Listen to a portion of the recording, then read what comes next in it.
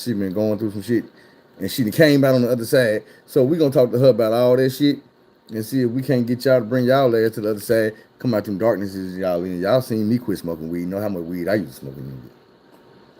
Like real shit. I used to sit on her to do an hour show. I'd probably smoke 5 blunts Oh my goodness. doing that show. And you can go back and watch all my old YouTube. Like, damn, this motherfucker ain't lying. I used to smoke a lot of weed too. Like this motherfucker, I would literally be sitting on here talking to him, smoking a blunt, and I'll put that blunt out. And while I'm putting that blunt out, I'll be over here breaking some more shit down, rolling them. I ain't even realize it, but people like, oh, nigga, you roll fast than a bitch.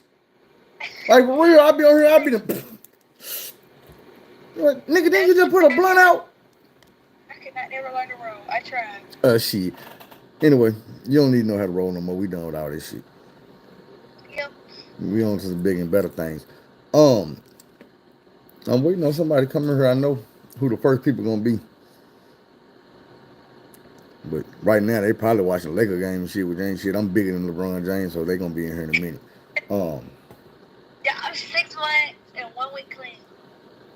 you say 6 months and 1 week? Mm-hmm. Shit, you clean longer than me. I got about 2 weeks under my belt. Well, I'm clean from yeah. I mean, I'm clean for all the other stuff, but meth and cocaine, and like I didn't even know fentanyl was in my system until they beat me. You know what? Let me ask you this question. How scary is it to take a drug test and realize you got drugs in your system that you ain't never took?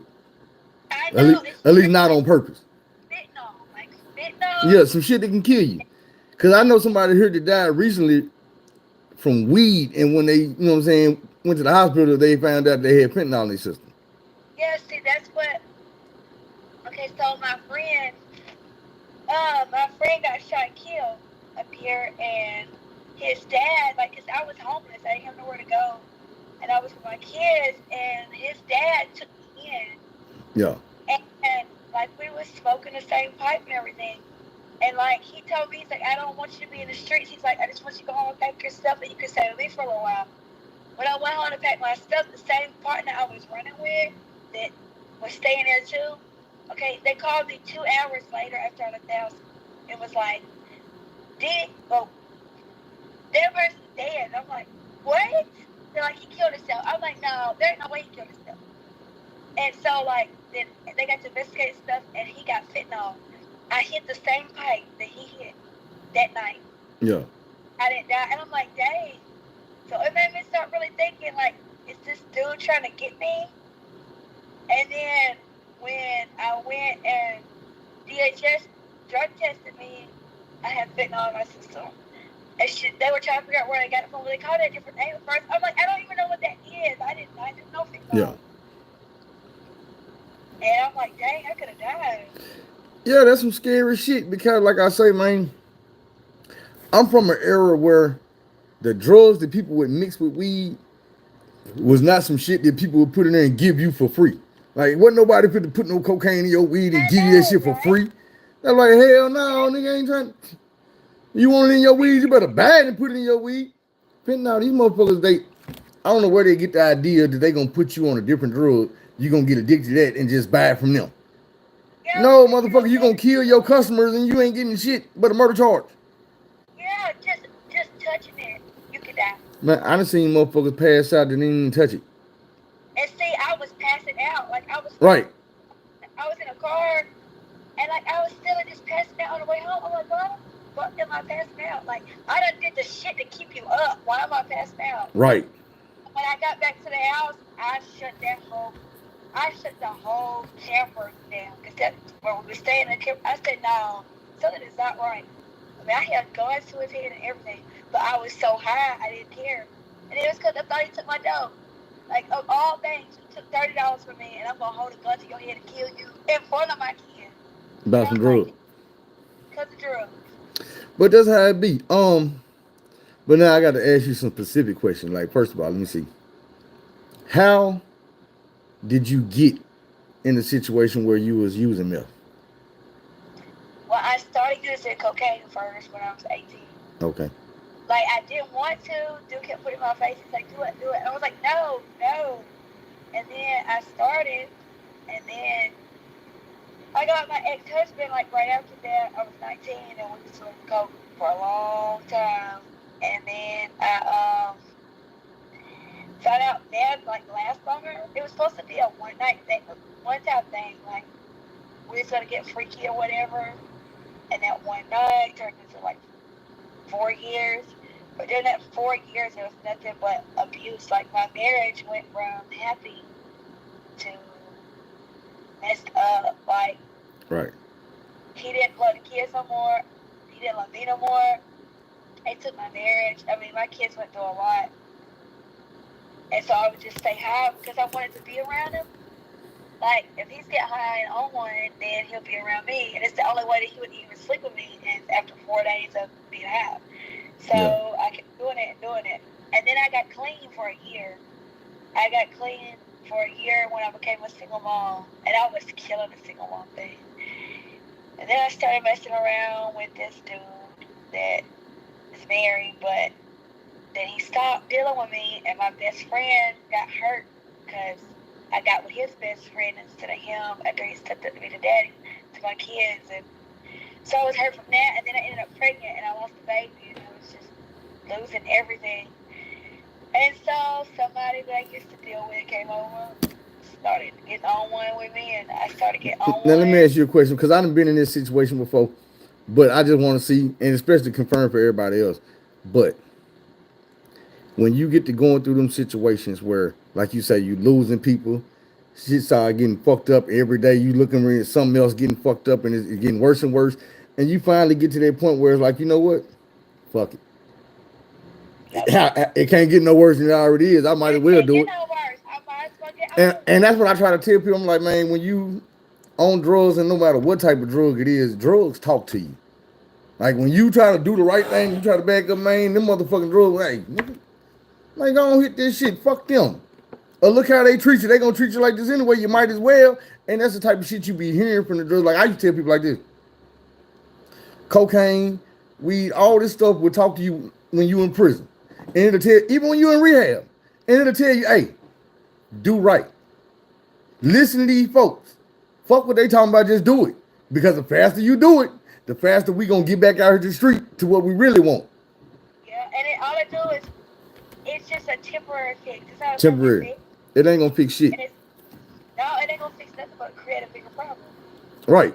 Thing is, people think that, I ain't gonna say they think, because you don't really be thinking. You already know, even though the shit don't make sense, you know, okay, I'm gonna get drunk or I'm gonna get high, and even though the problem ain't gonna go nowhere, it's still gonna disappear for a minute. Yeah, for a minute. It ain't gonna, I can't see it. Don't mean it ain't there no more, but I can't see it. The blinders in the fog gonna be in front of my eyes. And then the thing is, and this is what always happens, once you start coming down, that fog start dissipating and going away, or the sun come out or whatever, and you see the problem, now that motherfucker is 10 times bigger than it was. Yep. You know what I'm saying? Like I was telling earlier, I was like, look, you gotta think about it like this. When you going through rehab or you going through your drugs, you have people there that give a damn about you. They trying to help you. But what you don't realize is every time they help you and you go back to doing the shit again, you done burnt them. Yeah. And you start losing them people that cared about you. And the thing is, it's like, you from the street, so you done heard this shit before. It's always the people closest to you that's gonna hurt you the most. Yeah, it is. And what we don't realize is when we be on drugs or we be on alcohol or we be going through the bullshit we go through in life, we are the people that's close to the loved one, just fucking them up, just hurting them. Yeah, I mean, I hurt my mama so bad, man. Like, I even fought my mama. It was so bad that if I walked in my mama's yard, that's why they had no place to go, because every time I would just start something, because I was coming down, I was going through my own situation, I wasn't trying to hear that. I was making excuses for everything, blaming her for everything. Right. I even fought my mama, man. Like, I fought her. I broke her windows out. I did all that because I was mad and angry because the problem would go away and I was coming down off of your high. Yeah. But you know, down, problem there, and then you angry. You know what's beautiful about that though? All that stuff you did to disrespect your mama and hurt her and disrespect her house and shit, it's fucked up. But your mama to this day love you and fuck with you, so they let you know how much your mama love you. That lets you know how much she really got your back because you can sit here and tell her all this bullshit that you done did that anybody else in the world would have cut you the fuck off. Yeah. And she right there, she helped me all the way through rehab. I was doing better. I'm at her house right now. Right. Because I did better. She seen I wanted to change. She see change in me. She see that I'm not going back to the streets. Even though I hurt her, it hurt her because, I mean, like, she even blamed herself. Right. My mom, Dad said my mom went in the house. When they took me to rehab, my mom went in the house and she was fighting. She was literally beating herself up. Like, what did I do? What did I do wrong? What did I do wrong? Had I raised her wrong? I was like, Mama, it's nothing you did. Let's got mixed up with the wrong people. And I had to explain it to my mama too when I was doing my prison shit. And I had to tell my mama, like, Mama, you got to realize this ain't you. I basically raised myself out here in these streets. It's some things that you did wrong, but you didn't send me to prison. No. That's not you. And when I say some things that you did wrong, even I can look at it and understand that it wasn't like you did the shit on purpose. You human. I had to, and I just being real, I came to that realization in prison. And I had to finally forgive my mama for all the things because I'm like, look, man, my mama human. Like, I was abused as a child and shit, and I felt like my mama didn't do enough to protect me from this situation. But as I got older, I realized the situation she was in. And even though she could have did more, I don't blame her for not knowing how to do everything perfect just because she my mama. Yeah, like my mama blames herself because when I was younger, my parents was letting somebody stay there, and he had molested me for 3 years. And my mama blames herself, like, and I'll let him stay there. I'm like, but Mama, you didn't know what was going on. You didn't know that. That's not your fault. And she's like, feels like, because I mean, like, I didn't love myself anymore, I guess, from that. Yeah. Not because Mama did nothing wrong, but I didn't love myself. So, for me not loving myself, I didn't appreciate myself, I didn't respect myself. So I was out here prostitute. It didn't matter. If I knew a dude wasn't going to come back, I still didn't care. I still loved it. It didn't matter. And I kept on, and my mom turned me into a hoe, but now I'm not into that no more. Because the drugs make you want to do shit like that. Right. Now, you don't like,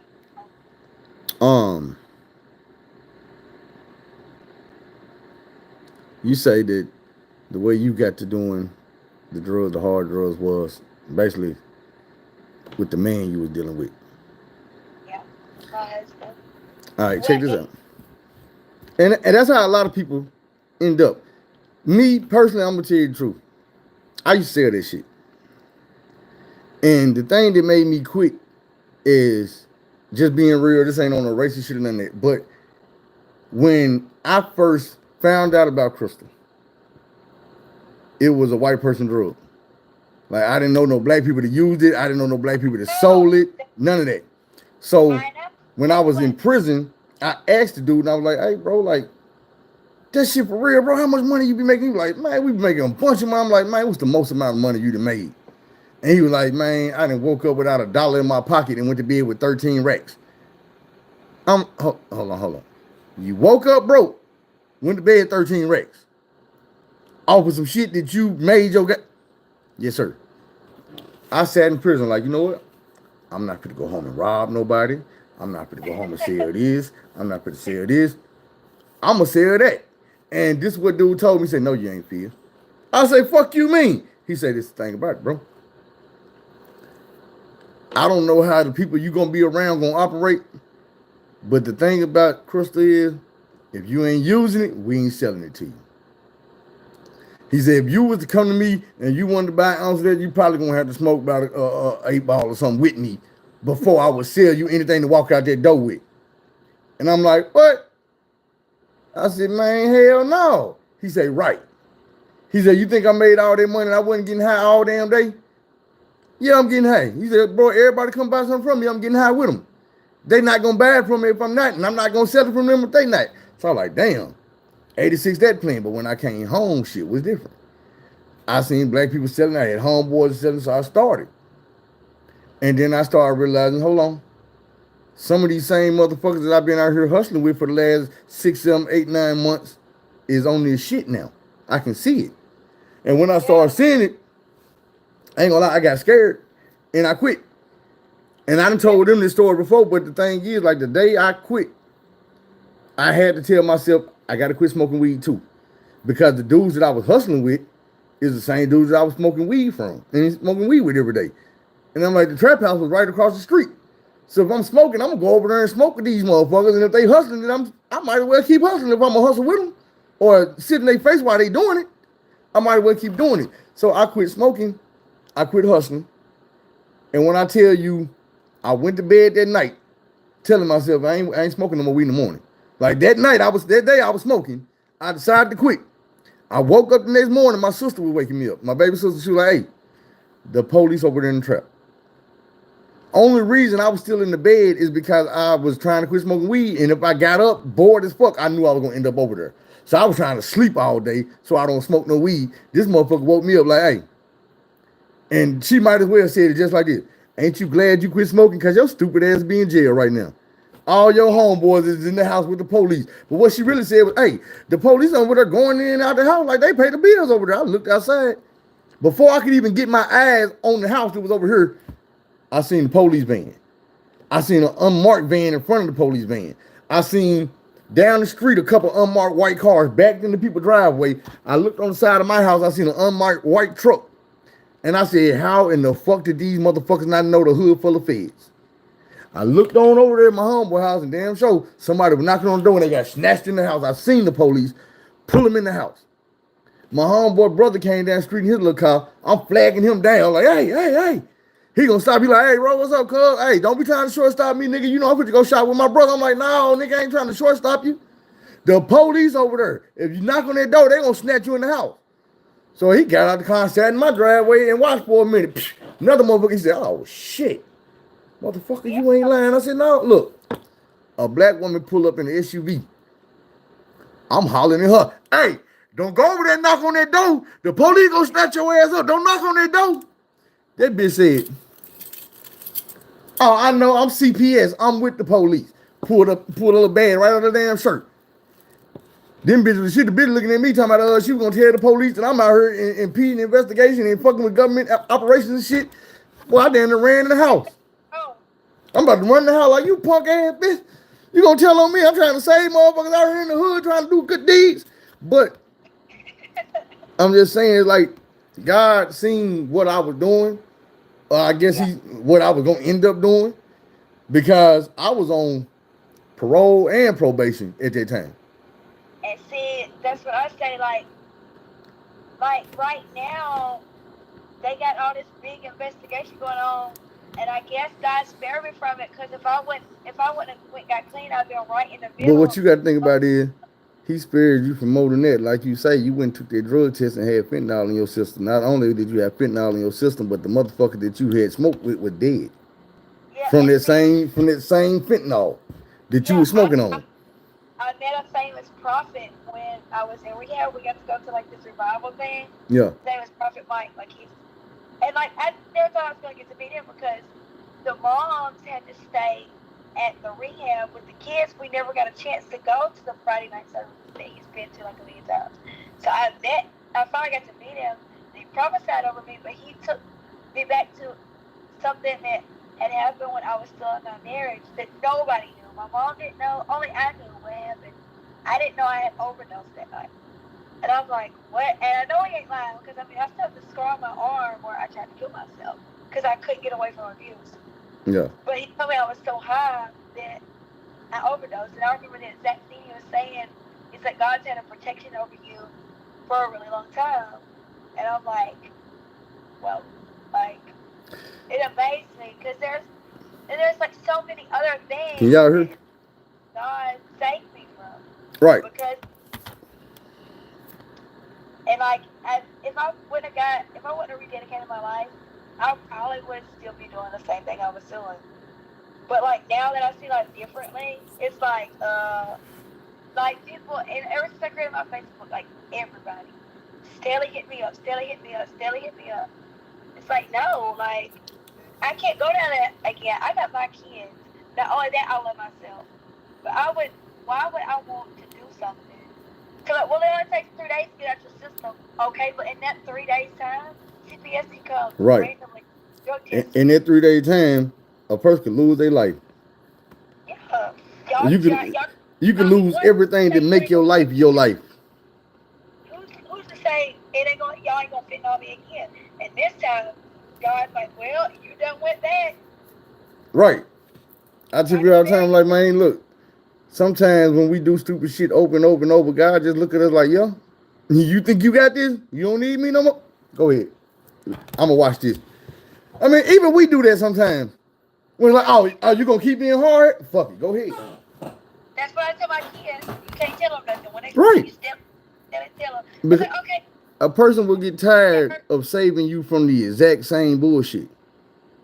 Telling you the exact same bullshit. And it's like, look, I told the person, even this is stupid shit I used to say in prison because it sounds smarter than what the other people were saying. I was like, look, I ain't saying I ain't coming back to prison, but I ain't coming for the same shit. They ain't gonna get me on the same mistake. Now it's like, man, I'm not going back to prison. I'm not even gonna speak that into my motherfucking my bubble. You know what I'm saying? Fuck all that. I know where I want to be.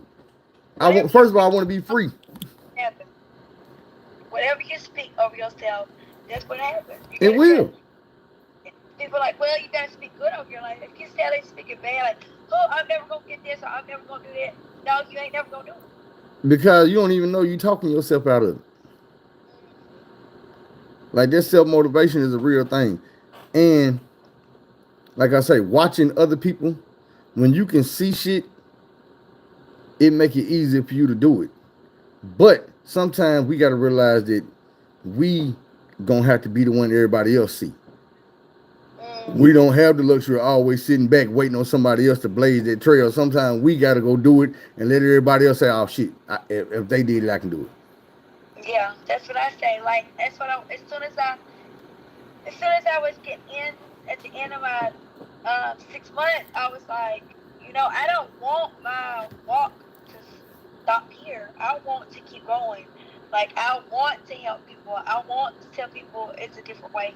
Like, my friend, he keeps going to rehab. I said, you put it off all the time. Stop putting it off. What are you putting off? You put off the rest of your life. Like, when you're ready to start your life, and then I'm trying to tell them, like, the same people you running with is the same people that's fitting off you. I'm trying to tell you that. Well, they not going to do me. I was like, you don't know that they're not going to do you. Because, first of all, things don't happen on purpose, but the thing is, the rule has always been the same. It don't change. The more you fuck around, the more you find out. So my thing is, let's say God gave you 100 chances. He predestined, like, okay, Caitlin, you got 100 chances. And then you wake up 98 days in a row like, ain't fuck this, I'm gonna do it.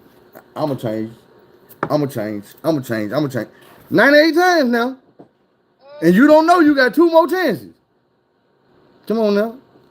That's what I could literally be on my last save right now. Like I had a wreck last year, man, in an 18-wheeler. Rolled off a mountain and killed a bunch of damn trees, split my forehead, knocked all these goddamn teeth out, broke my leg, dislocated my shoulder, all that shit. And I'm still here. Trying my best to help people, but that could have been my last shot. It could have been. That could have been my last shot right there. Like I was looking at a picture today of me laying in that hospital bed and I was thinking, damn, I was fucked up, but I could have been dead. That moment right there laying in that bed, I could have been laying on a gurney, bro. Like this shit is serious. I'm looking at this shit and I see the blood dried up on my lip and the blood dried up on my forehead. My eyes are red as this shit back here. Like literally the police came in there in the hospital and told me like, hey man, you smoking weed? You sure you want smoking weed? I'm like, man, nah, I wasn't smoking no weed. I mean, I probably was. You know what I'm saying? I was, but I probably was. But he like, man, because the only reason your eyes would be that red is if you on some type of drugs or you got a head injury. I'm like, bro, didn't y'all just pull me out of 18-wheeler on the side of a mountain? Ain't my motherfucking forehead cracked? Ain't I spent? And you asked me if I'm high? Bro, I just climbed out of a diesel that was covered in diesel fluid. Dang. One motherfucking spark, I'd have been gone. Like then I was in the rain, nigga, I still smell like gasoline right here. You getting high just standing here talking to me. But that was them things in my system that were telling me, hey man, You can't let these. I had to shoot that game and get shoot that whatever I had to shoot because I knew that if the police would have made me take a drug test or anything right then, I would be up shit creek without a paddle. And I'm gonna just be real. I think about that and I think about that and I think about that, and now that it's time for me to go to work, that's what made me quit smoking. Cause I was like, you know what? The saving I got that day, the blessing I got that day, that ain't gonna happen again. Yeah. That's not gonna happen again. Like it was too many things that went right in order for me not to be fucked over for the rest of my life that day. And if it happened again, I'm not gonna be that lucky. Yeah. I know it. It's So my God's thing spirit, is, but it's because he's got a mission. It's something for you to do, and that's your testimony. Whatever, it's something for you to do. right. I feel like I'm doing it now. You are, I I believe don't even know who the hell this is texting me. I can help other people. I didn't have CPS. She came in and she drug test. I said, I'm not taking this drug test. I said, you might as well take my kids with you.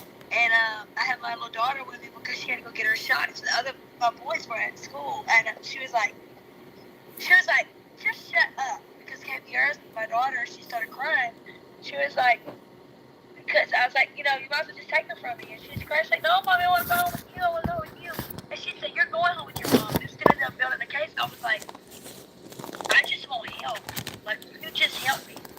Right. And then I called, it was Potter's Clay in Hot Springs. They help domestic women and they help women and children on drugs. And I called and the man answered the phone and I was crying. I was like, you just help me. Nobody helped me. I done burnt every bridge. So then he helped me. And he let me take my children with me. Like, they should have took my children from me. For methamphetamine, fentanyl, marijuana, and cocaine. Come on. Yeah, but this is the thing about it. God work how he want to work. And like you told me earlier, your kids is what got you through that rehab. See, you probably wouldn't have came out the same person if you'd have been down there worried about your kids instead of worrying about your sobriety. Yeah, because I'm going to tell you, not even saying that you would have really been worried about them, but the drugs would have been able to use that as an excuse for you to act a fool, for you not to do right, for you not to listen, for you to cause problems. But God found a way to get all that shit out the way, like, hey, show me what you got. And you did. So, I get baptized tomorrow. Congratulations. I've been baptized twice. One time on purpose. The second time, they made me do it. I ain't even gonna lie. Like, I've never heard of people being baptized against their will.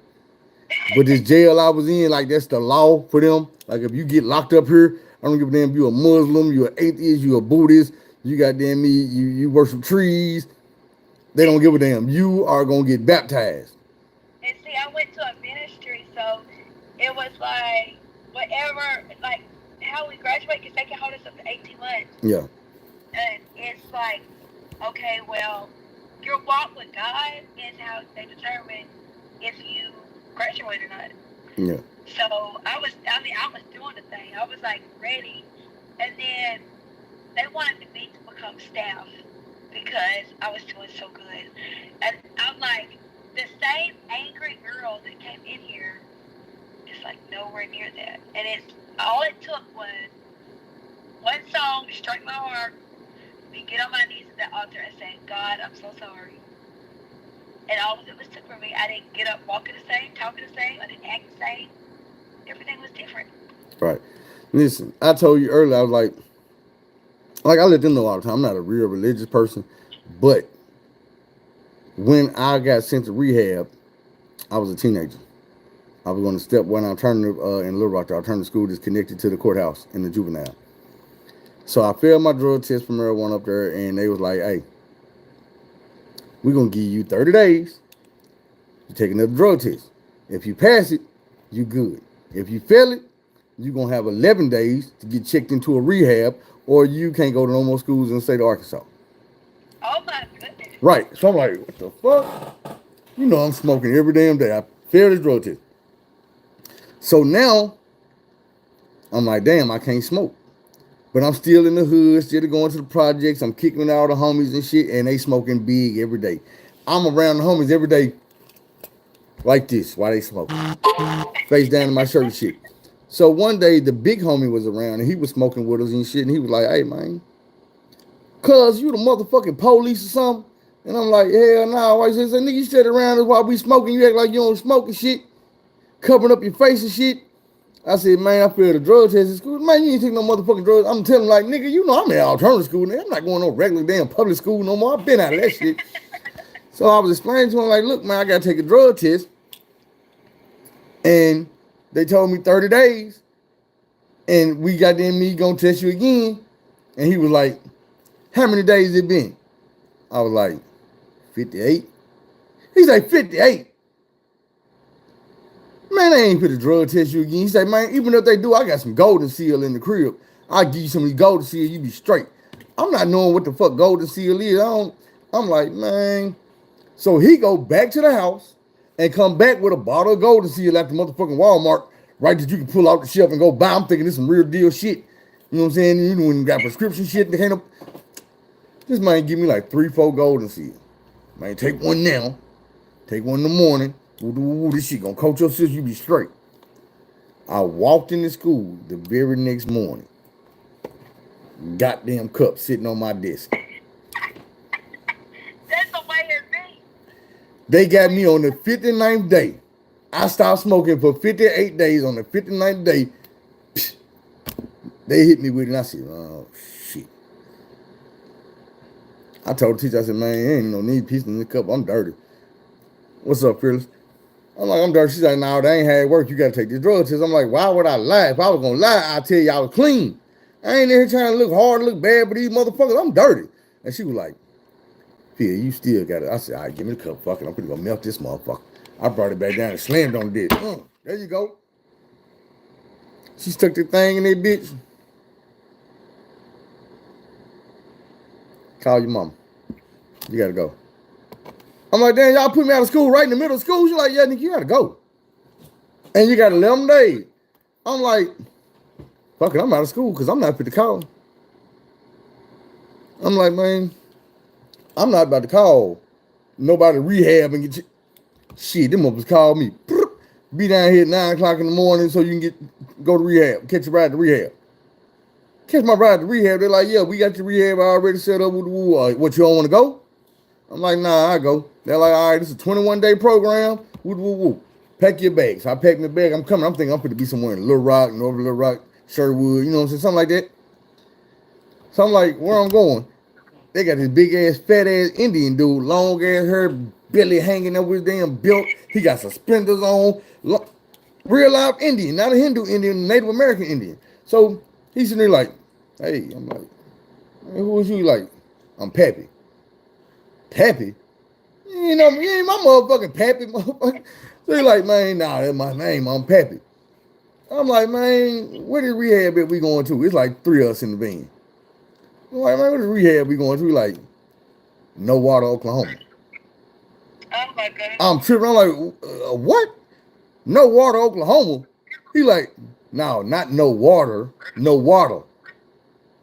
Nowata. I said, "Man, you gonna take us to dry ass Oklahoma to a city called No Water? Hell no, take me back home, bro."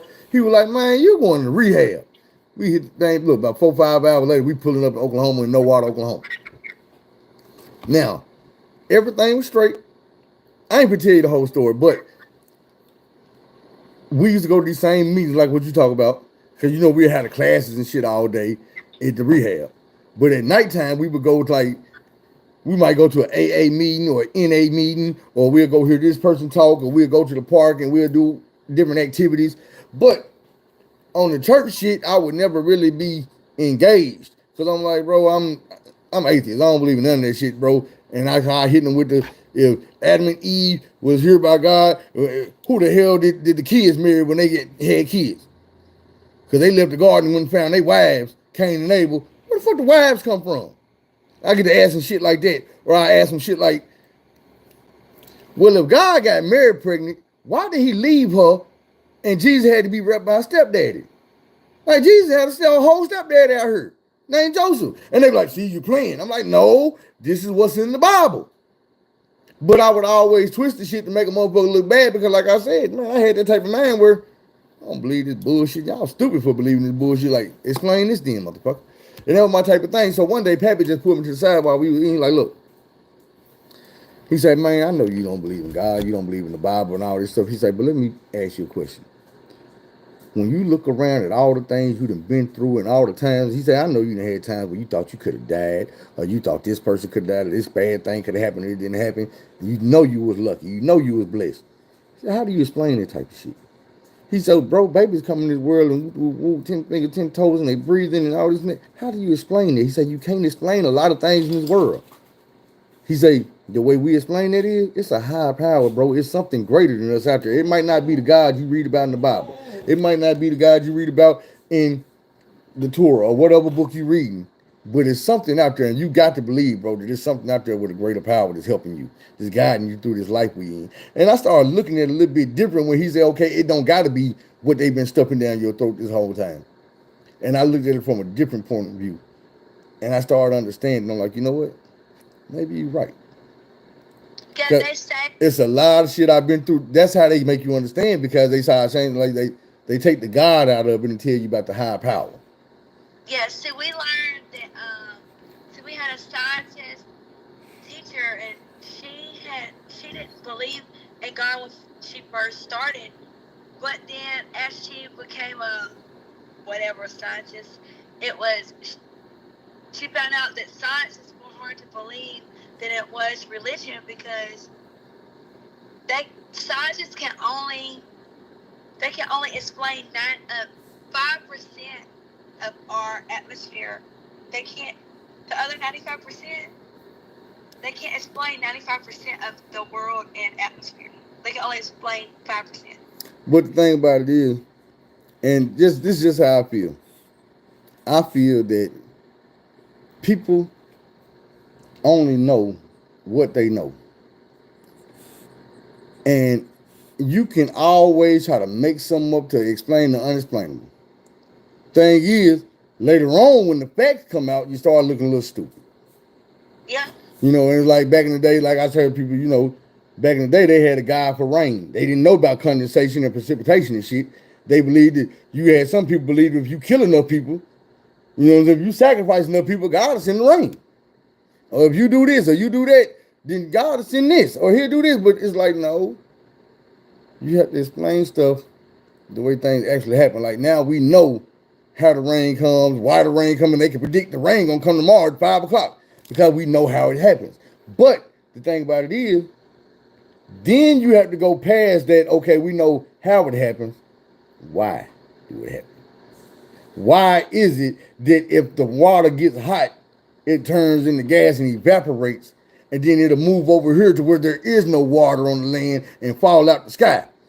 We know, okay, the water got hot and then it got too heavy in the clouds, but who orchestrated it to happen that way? Who knew that, well, I'm gonna need to get some water over here on this dry ass land. Let me make a system for it. Because we didn't do that. It sure wasn't two things hitting each other to make all this stuff happen. Now, the thing about that is, a lot of that is more believable. My thing with, like, even when I say about the Bible is, the Bible taints a lot of God's religion because God didn't have a religion. No, see, The religion is what man made to explain shit. God do what he want to do. We the one try to explain it. And I have to tell people sometimes, you know, like, everything don't have an answer. Everything don't have an explanation. Some things just are what they are. Yeah. You know what I'm saying? And even God in the Bible told you some shit like that, like, nigga, I just am what I am. I am the great I am. We're like, there's no explanation for it. Yeah, I am the great I am. And the thing is, my thing is, I say, well, man wrote the Bible. Man only knew what he knew or what happened around him. So now, them men didn't know that dinosaurs were here millions of years ago. That's not to say God didn't know. Nigga, you, the motherfucker, John the Baptist didn't know. You know what I'm saying? It ain't like God didn't know. No, the motherfucker Matthew and these people that wrote this Bible and these chapters, they didn't know because they were just man. You know what I'm saying? Now we are finding stuff because we digging shit up and studying shit. It ain't like we was born knowing this shit that we know now. You see what I'm saying? This is shit that we learned. But back then they were learning shit too. I tell people like this. A lot of what's wrong with the world right now is the technology we built. Oh yes. People will not let go of that technology, so it's gonna end up being our end. Like AI. You build an AI that can think for itself and it's gonna outsmart you. Like as soon as you turn that power button on, AI knows how to keep you from ever turning that power button back off. AI knows how to program that computer or that TV or that toaster, or it can just say, you know what? I need that light socket to get hot as hell when that dude walk over to buy that toaster, hot enough to blow that toaster up and kill him. Bow. And the thing is, ain't a man around smart enough, so damn. That computer over there across the street is what made that socket get hot to kill that dude. No, I was talking about, man, it was a malfunction and it set the house on fire, it did this and that. Man, the man who started all the AI shit, when he got to a certain level, he told him, hey, man, shut this shit down. And they told him no. He was like, bro, stop it.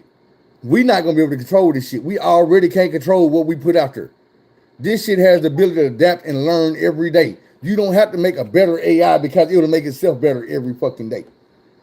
Like, I got phones that do different shit than it did yesterday, today. And then tomorrow it'll do even more. And I don't have to go hit an update. I don't have to go buy a new phone. I got artificial intelligence in my phone. It does shit that it shouldn't do. Yeah. The phone that I'm looking right here has a camera. It's the only phone that got this camera. And after they found out how strong it was, they outlawed it. It's on the 23. The 24 don't have that camera no more. I can use my phone and take a picture of a motherfucker clear as day a mile down the road. It'll blow up that big that I can look. I had to show my mama the other day. I said, Mama, look at this. This bitch across the street ain't cooked her Christmas tree down yet. She said, how you know? I said, look, you can see right, them little clicks in her blinds. I can see right through that shit in the house and tell you, look, it's a fucking Christmas tree right there.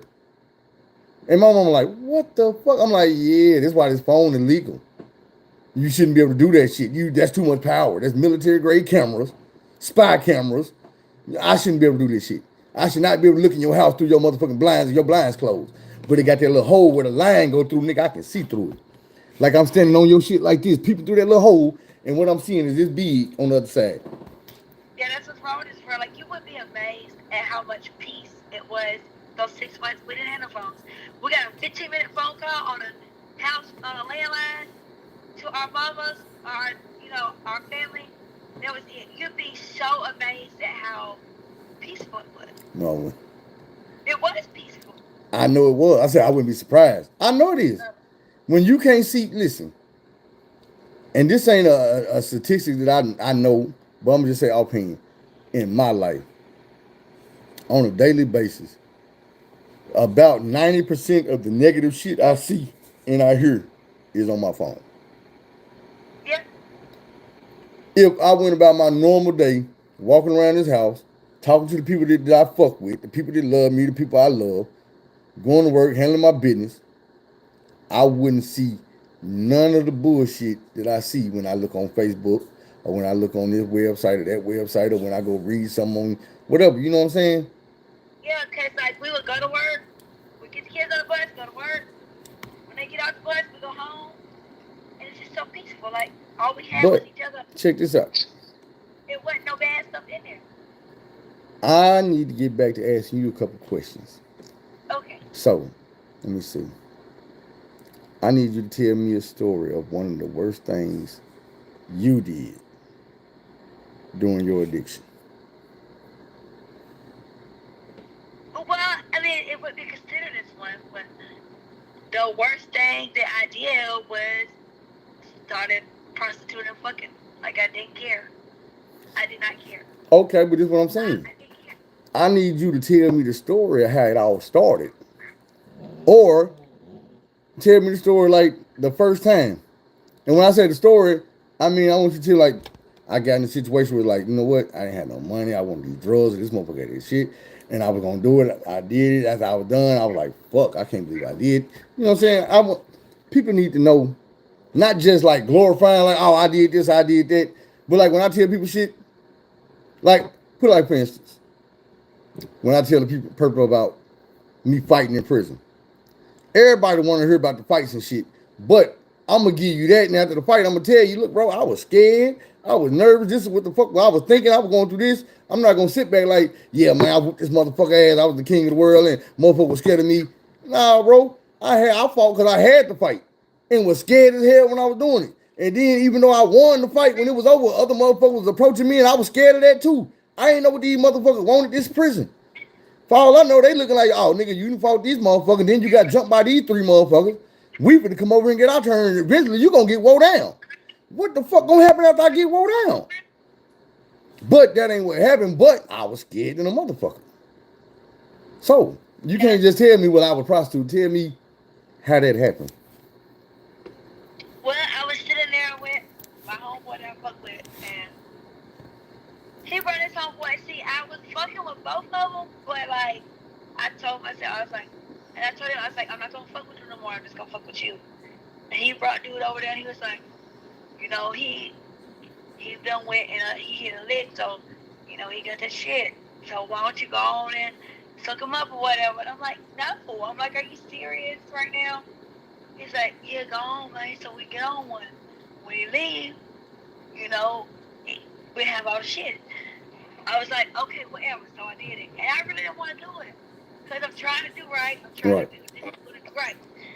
So then it went from that. And then as soon as he left my house, so dude done called his brother over and all these other people over. And my mom was calling. Yeah. And then instead of calling people over there, trying to sell the stuff, and then it's like, well, fuck so and so, and it's like, I thought you want to be with me, but you know, I was doing it. It was like, if you love me, you go on and do it. Yeah. You know what I mean? Might as well let my brother get some. I mean, that's my brother. Why you ain't gonna do it? So I would do it, and then the whole time I'm like, damn, like I didn't want to do it, but I didn't want the drug to leave because I know if I don't do it, he gonna take the drugs and go. So I'm like, damn, I still want to get on with him. So I kept on doing it, and then it led that to him pimping me out, and I'm like, but I did it because I wanted to get high. Yeah.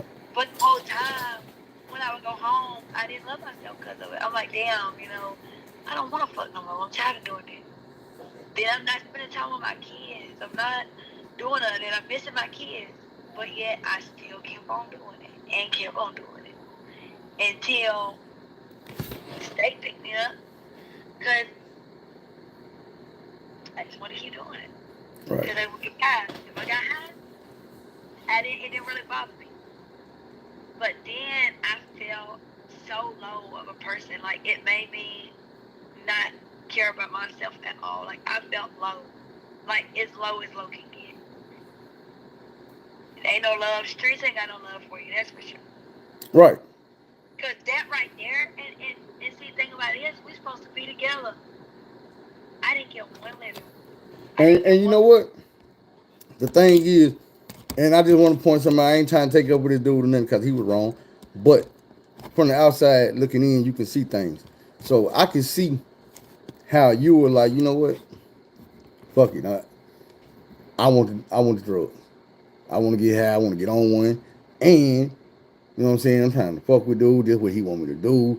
I know you had them times where you were thinking, dude testing me. If I do this shit, you know what I'm saying? I know how it be. You like, dude testing me. If I do this shit, he ain't gonna fuck with me no more. And then you get convinced like, damn, maybe he really do want me to do it. Yeah. And then when you do it, it's like, you know what? I bet he ain't gonna fuck with me no more. And the thing about it is, you don't realize, well, you realize, but like I say, the shit gets to talking to you, and it rationalizes and justifies the situation, and it tell you, you know what? Well, fuck it is what it is now. He here, the drugs here. Next time he like, hey, do it again. Do it again. And you finally get to that point where you realize, you know what? Motherfucker, you really don't fuck with me. You just doing this to get the drugs. Thing is, exactly. The same way you sitting here like, I just want to get high. In his mind, he like, damn, I just want to get high. You became a tool for him to get high. Just something he could use. And he know if she come around, I can get her to go get us drugs. I can get her to Yep. do this, turn this trick, or fuck with dude, and we gonna get high, and he gonna use your addiction against you to help his addiction. But you know, addiction is a sick place, so this type of shit to happen. Thing is, you gotta get to that place where you realize, you know what? It's like the old saying is, once you know better, you do better. You should. So when you come to that point, you realize, and I'm not, you know, a lot of times it take us, especially with drugs, to get to rehab, to get sober, to get clean before you can even comprehend. Man, dude didn't fuck with me because a lot of people don't sit and realize that at the moment, like, dude just want these drugs. Thing is, I didn't realize that, so I got like down. I'm like, damn. right, you start seeing shit clear, and that's when you go back and you tell yourself these stories. And when you tell yourself these stories, you start seeing from a different angle. Like I tell these people, I'm like, look, man, I can sit here and tell y'all a story. And I started realizing shit that I didn't realize when the shit was happening. Like just telling the story, I'm like, oh shit. I see shit clearer now. And I'm like, that's why a motherfucker was doing that. Motherfucker was using me. I didn't realize it back then, even though I didn't change, I didn't clean myself up, and I didn't did all this. I didn't realize what was going on. Like, one of my main things is, I made a post about this on Facebook.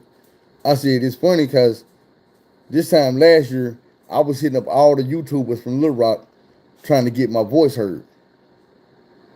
Now I'm the biggest YouTuber out of Little Rock. I might not be, but that's how I feel. Thing is, these same people, I ain't gonna say no name because I don't want to promote their platform, but these are people that if I say the name, you know the name. If you go to Atlanta and say the name of this show, they gonna know the name. You just seen this dude with all the famous rappers and all these people. Thing is, his head so big that when I reached out to him, he heard shit I had to say. Now, my platform got twice the many subscribers he got. And I'm looking, I'm like, damn, bro. You don't even, I say twice. It take 1,000 subscribers to get monetized. This man ain't got half of it. I don't know if it's a different, I don't know if this is a different page or what. I just know that he went from, he used to be a rapper. Then he started doing the YouTube shit with other rappers. The page I seen he was trying to be a rapper again is not happening. And I'm like, bro, you want me to promote you? You want to come on my show? It couldn't hurt. But you wouldn't let me on yours. And I'm trying to talk some positive shit. My thing is this here. I wanted to spread the message to the young people and the kids about gangs because I understand that most people in a gang were recruited by another goddamn child. The gangs that we belong to were started by kids, 16 years old. Yeah.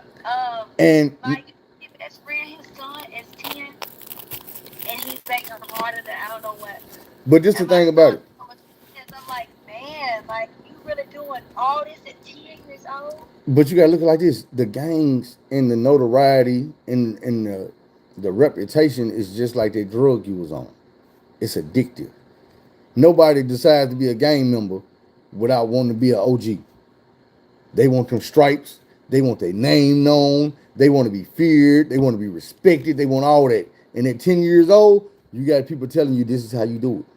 You got to put that work in. You got to make it where everybody know you. They know what you're about. They got to even know not to play with you. Your name ringing bells in the motherfucking city. That type of shit. And then you got a 10-year-old that I heard with a 30 clip on his hip. And he ready to lay something down. He don't know the meaning. He don't know how permanent that is. He don't know what it's going to do to him and his soul. He don't know that you can't go over there and do that to that man at 10 years old and not have nightmares, bro. You're going to be peeing in the bed. You're gonna be a whole life take out here. You're gonna be peeing in the bed at night, bro, having nightmares. Because that type of shit don't just walk away when you close your eyes. It's still right there with you. And I try to tell the kids this real shit, like, bro, I'm a Crip. And even I know that Crip was started by some 15, 16-year-old boys. How in the world at 12, 13 years old, do I let a 15, 16-year-old tell me, hey, bro, be a part of this. You got to be a part of this for the rest of your life. You got to do this. Put your life on the line. Fuck all them niggas on the other side. If you go to prison, you just go to prison. You don't tell on nobody these motherfucking rules to live by for the rest of your life. Go ahead. And then at 14, I say, I pledge allegiance to the Crip flag, and I'm gonna do this, and I'm gonna do that, and I'm gonna listen to the big homies, and I'm goddamn me gonna throw my life away, and I'm gonna pop pistols, and I'm gonna break the law. Okay, as a child, okay, but you letting another child tell you the thing is, I'm 42 now. I got homies that's 42 and 45 and 50, and guess what? These dumb ass niggas still around here gang banging, throwing up the hood, and I'm doing this, and I'm like, bro, this shit, it gotta be childish. It was started by childs, by kids. You a grown ass man with kids older than the kids that started this shit, and you living your life bad like it's the gospel. My nigga, no. You grown. You shouldn't feel the need to be a part of something no more. You shouldn't still be that impressionable that you would do whatever to impress the next motherfucker to feel part of something. They got other things you can feel a part of, bro. You don't even have to feel a part. You can really be a part of it. You can change some shit. You can make a difference in a positive way. Cause I'm like, look, people like to use the excuse of, well, people, too many people done died for this, or too many people done got locked up for this. Yeah, too many people done died and got locked up for you to keep doing it. Dumbass. Yeah, because you're going to be right along with them. It ain't even that. It's the fact that I done been to prison and I know these same kids that you was hyping up to do this shit, if you could talk to them kids while you sitting in prison, you are begging them to stop. You are threatening them to stop. You will do whatever you can to get them to stop doing the shit could nobody stop you from doing. That's why so many people come home from prison and they want to change and they want to help people out because they finally got it through their thick ass head like me. Man, we bullshitting. We playing. This shit ain't all fun and games, but it's really just a game, bro. It ain't nothing serious coming out of this. Then you can look online and you see all the famous gang bangers, all the whack 100s and the Lil Durks and all these motherfuckers that represent something. And I'm like, do you not see the stories and the video with Lil Durk and with Rob and Chief Keef? That's they homie though. Chief Keef got on first. So they were robbing him and the nigga moved all the way up out of Chicago. Ain't been back yet. Why? Because that's the goal. The goal is to get some money and get the hell away from this bullshit. Or to get some money and correct some of this bullshit. Thing is, when you look at these dudes, they not doing that. They not doing that. They don't give a fuck when their homeboy get killed. They might holler, free you, are we gonna slide for you, or this and that. Bro, I don't want you to slide for me. I want you to slide over my mama's house and help her pay them bills. I want you to slide down there and walk my little sister to school. You know what I'm saying? That type of shit if I'm dead out here. I don't want you to go over there and lose your life or lose your freedom and now can't nobody help my mama. Don't nobody give a fuck. My name gonna die because your ass dead. You know what I'm saying? My struggle's gonna increase. My mama and them ain't out here suffering. I'm like, bro, we got to make it better. Because if we don't make it better, then we stay complicit, then we making it worse. And that's the same thing I was telling you. Like, even with your getting over your addiction and you getting clean, the only reason you clean is so you can help people. Help yourself, help your kids, help your mama, help other people that are struggling. Because if you ain't going to do that, then what's the purpose of you being clean? What's the purpose of all that shit you went through? And this is what I even say about me. All the drugs you did, all the pain, all the separation, all the trouble that you caused, you make it right by making it a positive. You take that bullshit that you went through in your life and you tell somebody else and you help them, and now the bullshit you went through became a positive. It ain't negative no more because you're using it for good. And yeah, it's sad that you had to go through it, but it's even sadder if you went through it for nothing. Yeah, I don't want people to go through the same thing I did. Right. Because no matter what, drugs or whatever, it's not going to help the situation that you're in. If folks go through things, we all going to go through things. But it's a matter of take your pain and turn it for good, or you take your pain and you keep hurting others. Look, check this out. It was this dude in my neighborhood when I first got out of prison. I don't remember the dude's name, but he was a little chubby dude. He used to work at Tyson. I used to work there too, but he worked on a different shift. But dude used to get off, I'm going to say about 12 o'clock. Now, the way my street was, it was a very short street. It was a one-way street. And there was another one-way street on the next block. And it was short too, so he could just make a block. Most of these people on these two streets was old people. So when dude get out of work, Every day, this is what he would do. He started his next door neighbor house. He'd go knock on the door, smiling, happy as hell. He'd talk to them 5, 6, 10 minutes. Move to the next house. Happy, smiling. Hey, how you doing, Miss such such? Every day, this is what he do. House to house to house to house to house to house to house. Come back down this side of the street. Come back around to the next street. Go down this way. Come back this way. Go home. By the time he go home, it done been a couple hours, maybe 3. That's his free time. He would go home and cook something, eat something, take a shower, watch a little TV, go to bed. Thing is, I realized this about dude. I said, man, you know what? I'll be sick of dude coming, bro, because when you see him, you got to put your fake smile on. You got to be in a good mood and happy because he's so damn happy. And you be looking like, man, don't nothing bother this dude. It don't matter what I'm going through. He going to come around with his happy shit. So one day I realized, you know what? Even if it's a fake smile, when dude come around, I got to smile. I got to fuck all the bullshit. I'm in a good mood. I'm going to shake your hand. I'm going to, hey, man, my day been like this. How your day been? Whoop, whoop, bam. If I don't act civilized with nobody else's day, I'm going to act civilized with you for 10 minutes. Thing is, I started looking at it. You know what? I see dudes smiling when he come down the street and I put my smile on. So when he look at me, he see me smiling. And when he leave my house, he going to go to my next door neighbor's house and he going to see them smiling. And he going to see the we making him smile the same way he making us. The only thing is, he doing it all day long. We getting 10 minutes of it. He getting hours of it. Of us putting him in a good mood. Making him smile for hours every day. Even though we got 10 minutes, he got hours of it. Not only did he got hours, he got 7 days this week. He got 30-something days of that this month. He got 365 days of them smiles this year. And I started realizing, you know what? This motherfucker running around making people happy all day. He don't got time to be sad. He don't got time to be in a bad mood. He can't be. He literally has no time to sit here and frown and to complain about shit and to bitch and moan and the man, I can't do this because all day long we making him smile. Yep, because all he got is that positive energy. All he got is that positive energy, man. I seen that, I realized that shit, and I said, man, that motherfucker slick.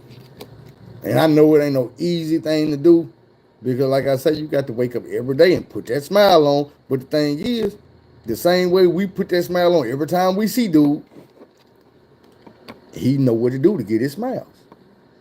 Like, he literally know what to do every day to keep himself happy, to feel good about himself.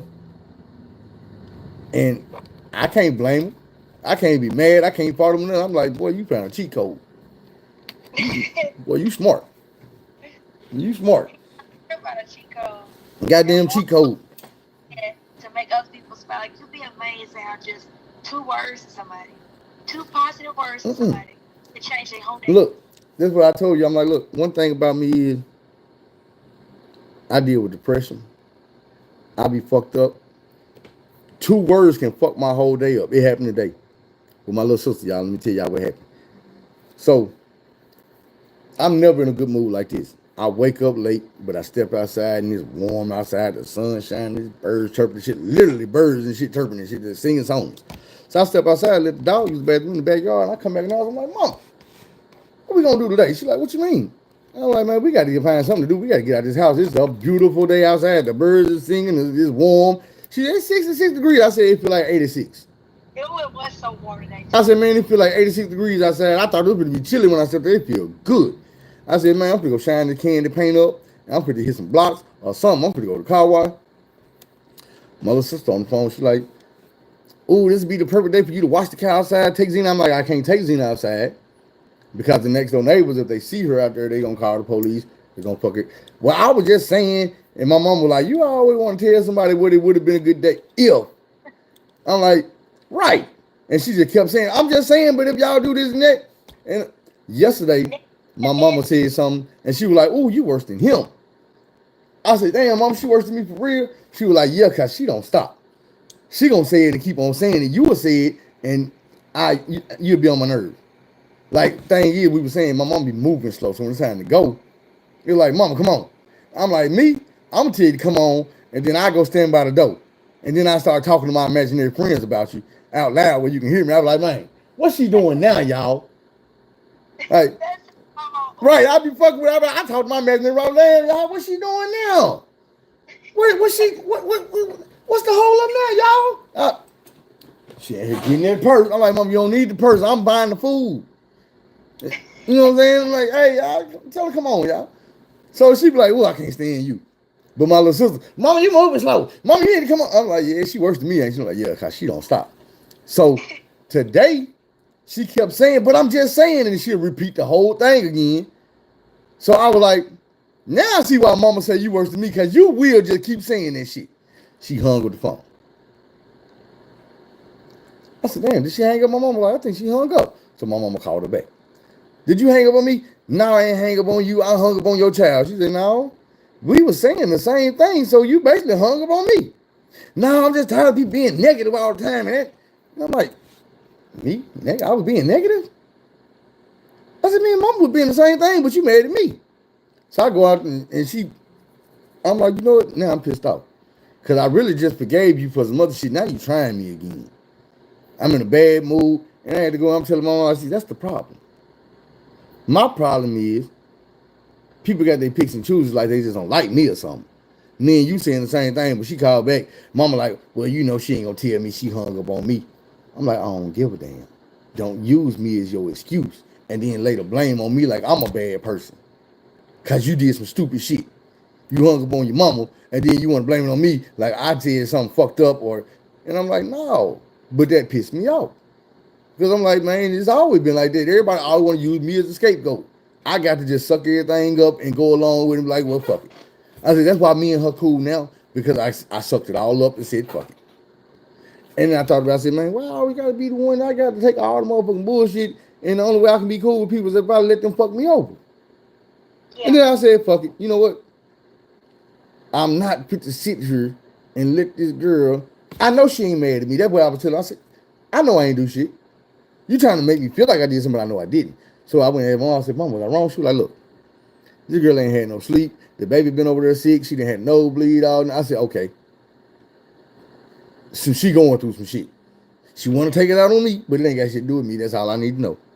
Is that she wrong, not me. I'm good. I don't have to sit there and tell you wrong and, hey, you wrong. I ain't wrong. As long as I know, I'm good. As long as I know that now I really ain't hurt your feelings, I ain't did nothing to you, you really ain't mad at me, you just going through something, you want to take it out on me. Well, you can't whoop my ass, so do what you got to do. Feel how you want to feel. I don't have to worry about you coming over and do nothing to me.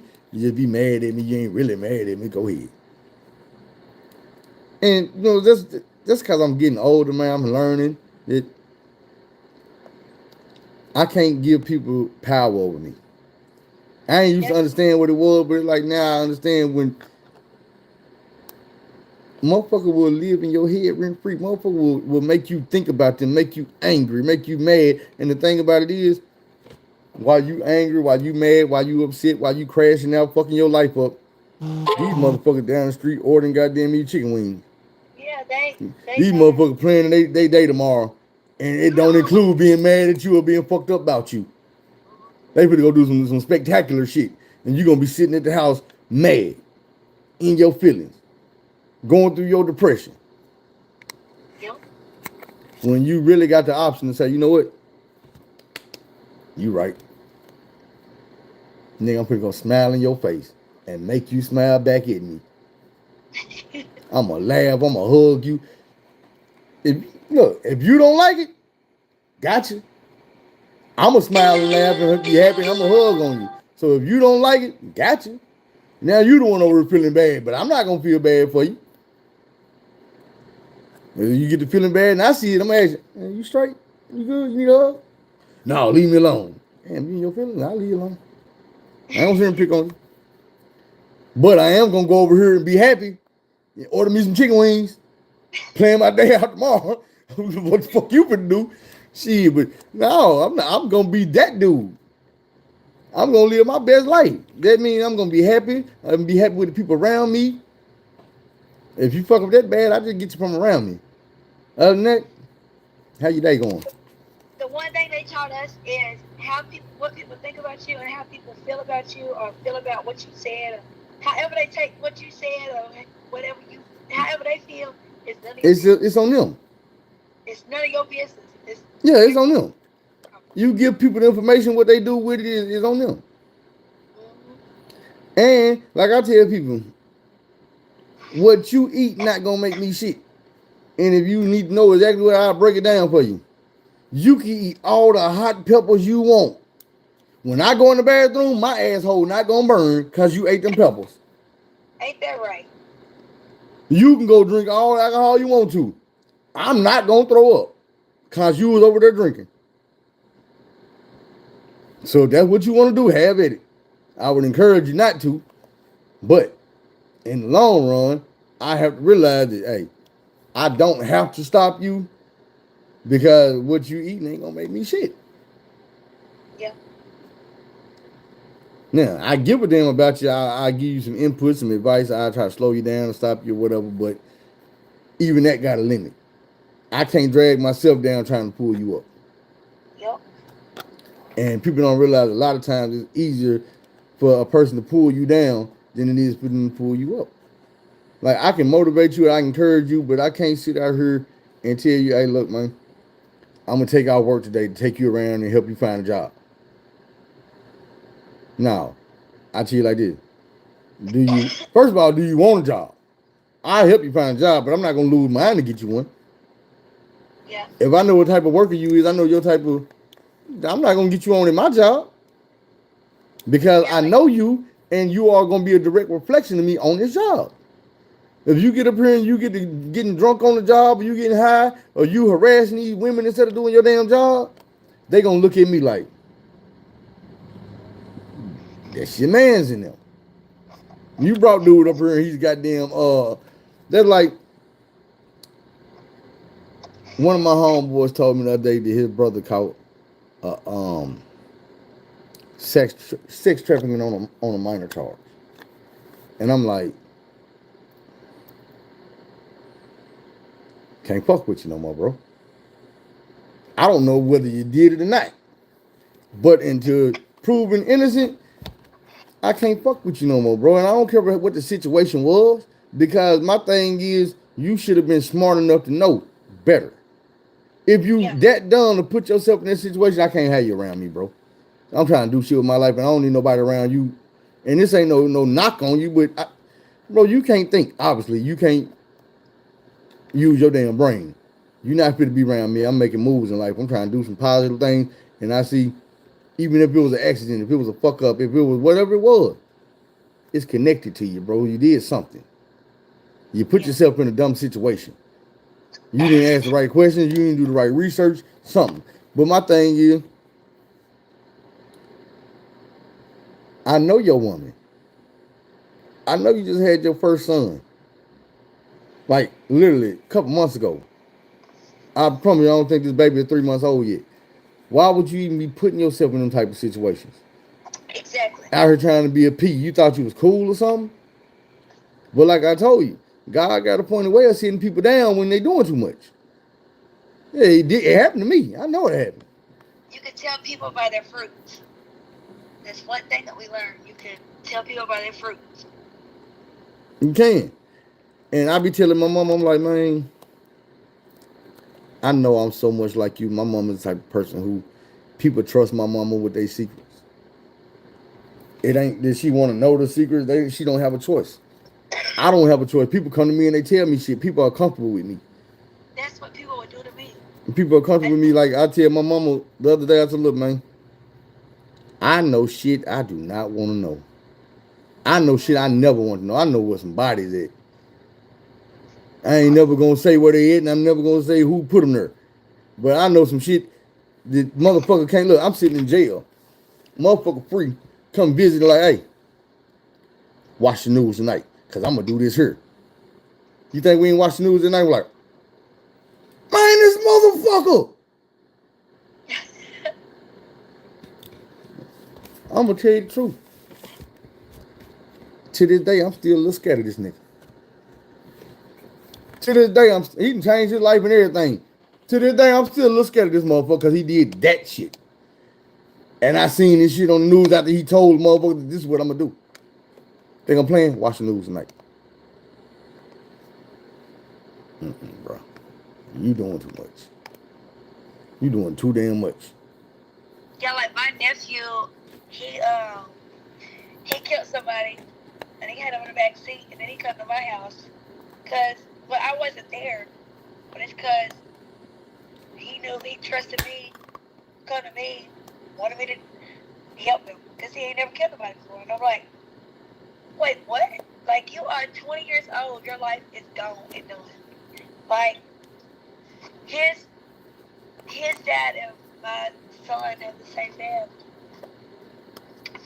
And so he died of sickle cell. So I promised my baby daddy I'd take care of his kids. And he knew that if something ever happened, he could trust me, come to me, and I would never say nothing, I would just help him. Right. But I'm glad I went at home because I didn't want to know nothing about it. Look here, man. If a motherfucker came to me right now with some shit like that, I honestly, I don't know what I would tell him. I'm not fit to help you.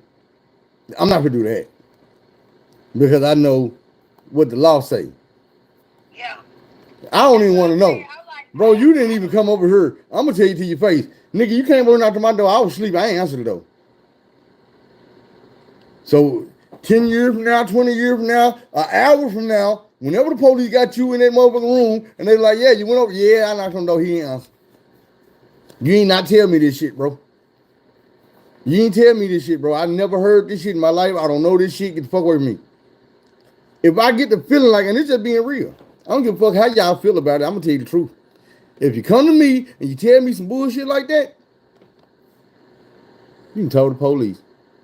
Because you're not going to get me locked up for no shit that you did while I was sitting my ass at the house. And one thing I know is if you know about it and you didn't tell the police, you did it. Police gonna say you accessory after the fact, and 9 times 10, I'm gonna get more time than you. Because they gonna look at me like you were so complicit in the act. You didn't do it, but when you found out about it, you was cool with it. You was gonna help a motherfucker get away. You was gonna help hide the body. You was gonna lie for him, cheat for him. Shit. No, I wasn't. You a damn lie. And I told him when he knocked on my door and told me that dumb shit. Boy, you just told the wrong motherfucker that.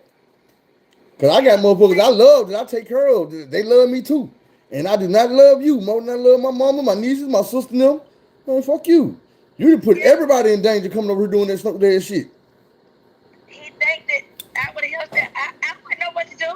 I'm not fixing to bury nobody. Hell no. Hey, look, I told him this story. I said, look, I was in prison with some motherfuckers told me this story. And I think these motherfuckers was from West Memphis. Somewhere around West Memphis. But they had killed the motherfucker. And they said we're fucking with them on their conscience. And they went back a year later, a year to the day, that where they buried this motherfucker at. And I think what it was is one of the motherfuckers that were with them had caught another charge and got locked up or something. And they were like, man, we gonna have to move the body case, dude, tell on us. And these two motherfuckers went and dug the body up, put him in the trunk, and they were taking across town and bury him somewhere else. Got in a motherfucking car wreck. Oh my goodness. Got in a motherfucking car wreck. Up popped the trunk. This motherfucker in the trunk been dead for a year. He stank. Bad. Oh my God. You know, like you driving around town with a dead body in the car. You drive past people's house, they'll smell that in the house. Like, don't smell this shit. What the fuck is that?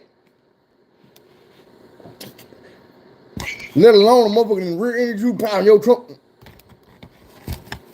Boy.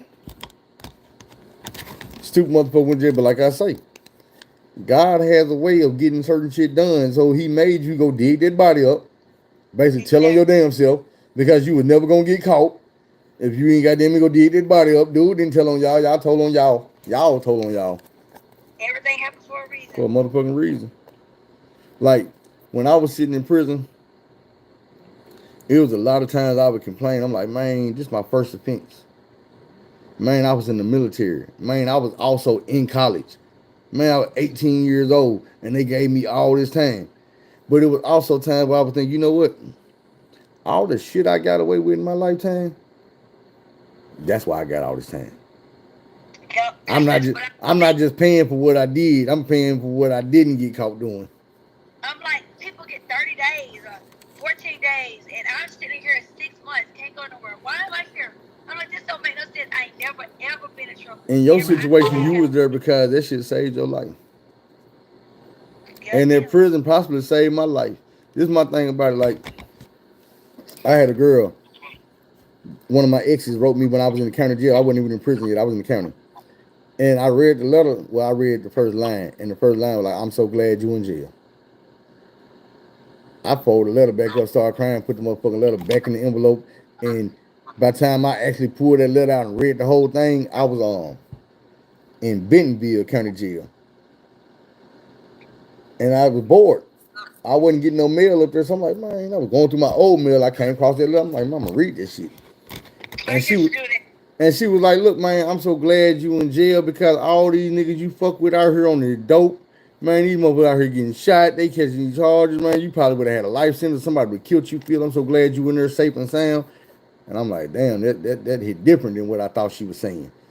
I thought she was saying, like, nigga, fuck you. You broke my heart. I'm glad your ass locked up. You know what I'm saying? I thought it was one of them type of letters, but it was really like, man, I'm so glad that you out the way. Cause shit didn't change. It ain't the same out here. Shit didn't get hectic, man. I think you would have been fucked up. Yeah, that's what my mama said. And this is the reason why, like, we was talking about the cocaine earlier, and you were saying how you got on it. I never was on crystal meth, but I did have a powder cocaine problem real bad. I'm gonna explain this to you. Before I went to prison, when I came back from the military, I went to the military at 17. I graduated my second AIT on my 18th birthday. So I came back in 1999, New Year's Eve. I was kicking it with my brother and a lot of the homies. And it's like we had two homies that sat across the street from each other. So all night we back and forth from house to house, and we out here at this house popping these pistols this New Year. Now everybody one by one, I didn't know. I was in the military. I wasn't even smoking weed at the time, so that's probably why they didn't tell me. But they started sliding back across the street one by one to the other homie house. Now what they were doing was, dude had went and got a powder pack. New Year's Eve, ball just dropped. We popped the gun. Now they getting on one. They going one at a time, but when they go, they staying. So it ended up being everybody gone. It's me and bro. By this time, he done told me what they doing, and I'm telling him like, nigga, don't go over there with them. He like, man, I'm gonna go over there and do it. I'm like, for what, nigga? What's the point? He like, shit, nigga, just see if I like it. I'm like, if you like it, then what? That's what you gonna be doing now? I was like, we smoke weed, bro. That's good enough. Like, man, fuck that, man. Everybody over there on one, man. You ain't no punk ass nigga, ain't no hoe ass nigga. I'm like, man, you ain't gotta be no hoe ass nigga, no punk ass nigga, because you're not going over there putting that shit up your nose. I'm like, I'm 10 toes down against this shit, and I'm trying my best to tell my little brother. But lo and behold, he run his ass on over there. Now, this was New Year's Eve. 6 months later, I'm arrested on my way to prison. I got arrested on June the 1st. So it's 6 months to the day. You know what I'm saying? 6 months to the day left, I go to jail. I'm gone 7 years. In that 6 months, they still doing this shit. We gamble, we can go to work, we go gamble. They sit on this shit while they gambling, I'm not on it. I'm watching everybody get deeper and deeper. I'm realizing, okay, now it ain't just them.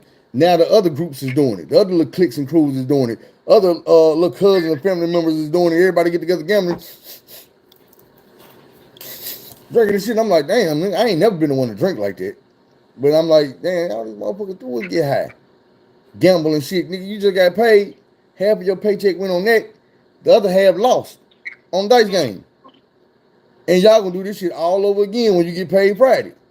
You gonna work all week, and then your money gone by Saturday morning, it's gone. And I'm like, hell no. So I still didn't really know too much about it. I was still kind of green to it. In prison, I started realizing a lot of dudes from those Little Rock were coming in, and they snorted out. They love getting keyed. They on the chachi, they on the white, they on the girl. That's all they want to do. I'm hearing stories of the big homies. Like I told y'all a story about Ooh Wee when I was in juvenile. I was a dude named Ooh Wee. Tall ass dude. He was Trey's from North Little Rock.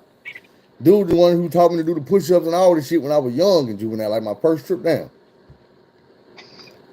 So when I'm in prison years later, I'm hearing motherfuckers telling the story and they're like, man, y'all niggas, wow, boy.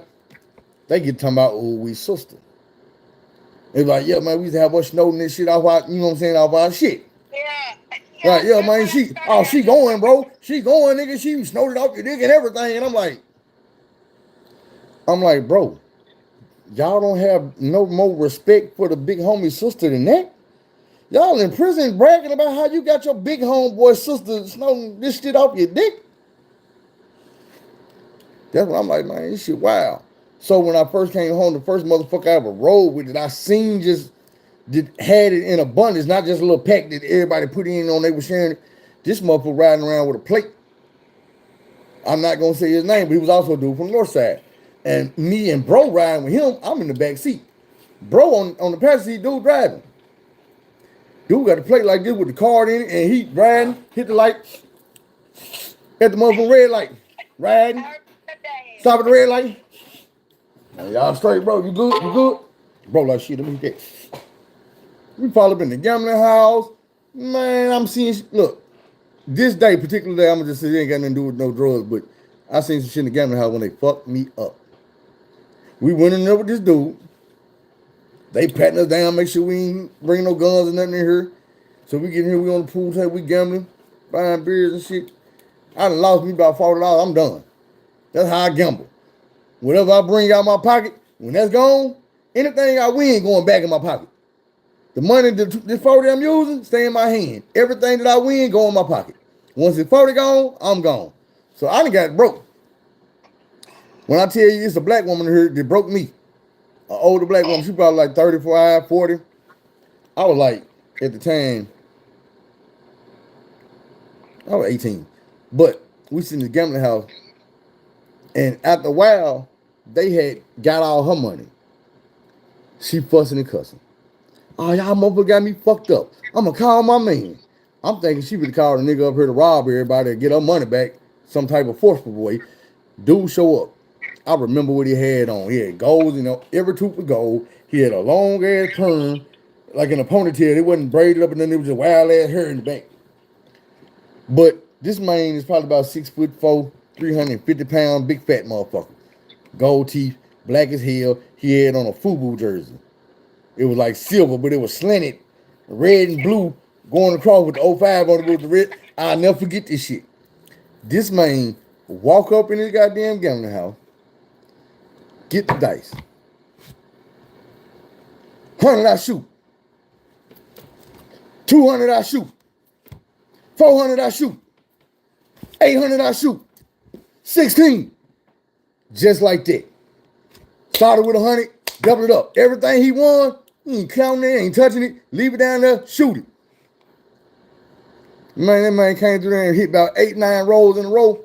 Threw the motherfucking house, man, $100, grabbed about 30 beers. They were talking shit. Because, they sell beers, they had a 30 pack over there. So,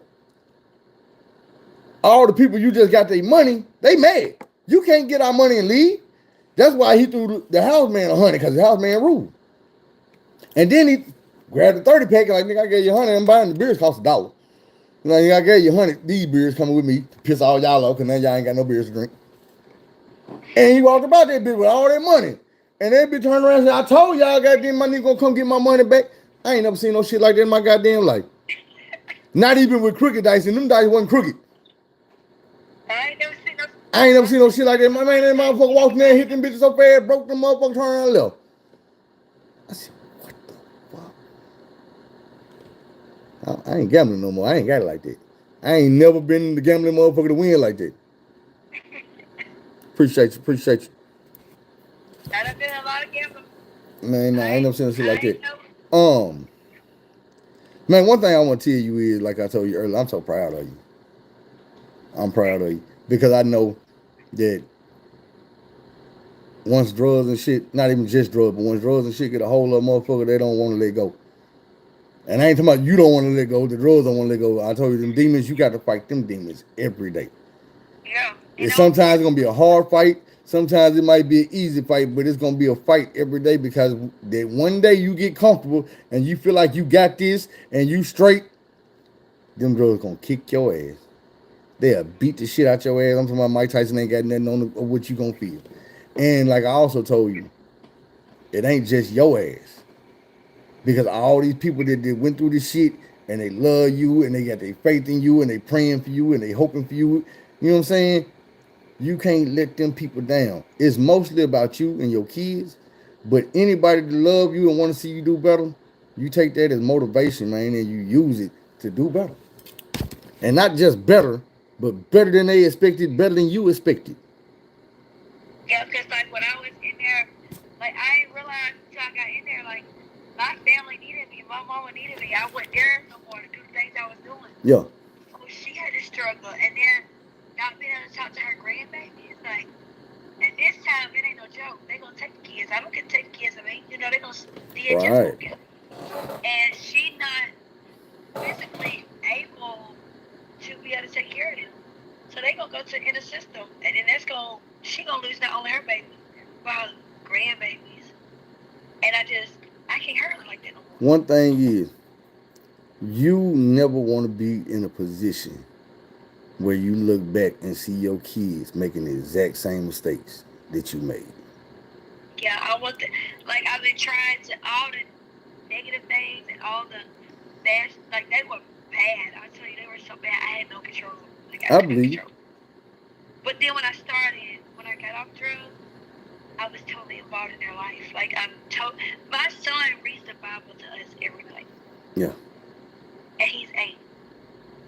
But I'm instilling all those bad memories. I'm trying to install good memories and positivity. And I wanted them to see, because I didn't have to finish. Like DHS approved after about 30 days, I could have went home. But I'm like, I'm not a quitter. Like if I quit now, my kids, they're not gonna see.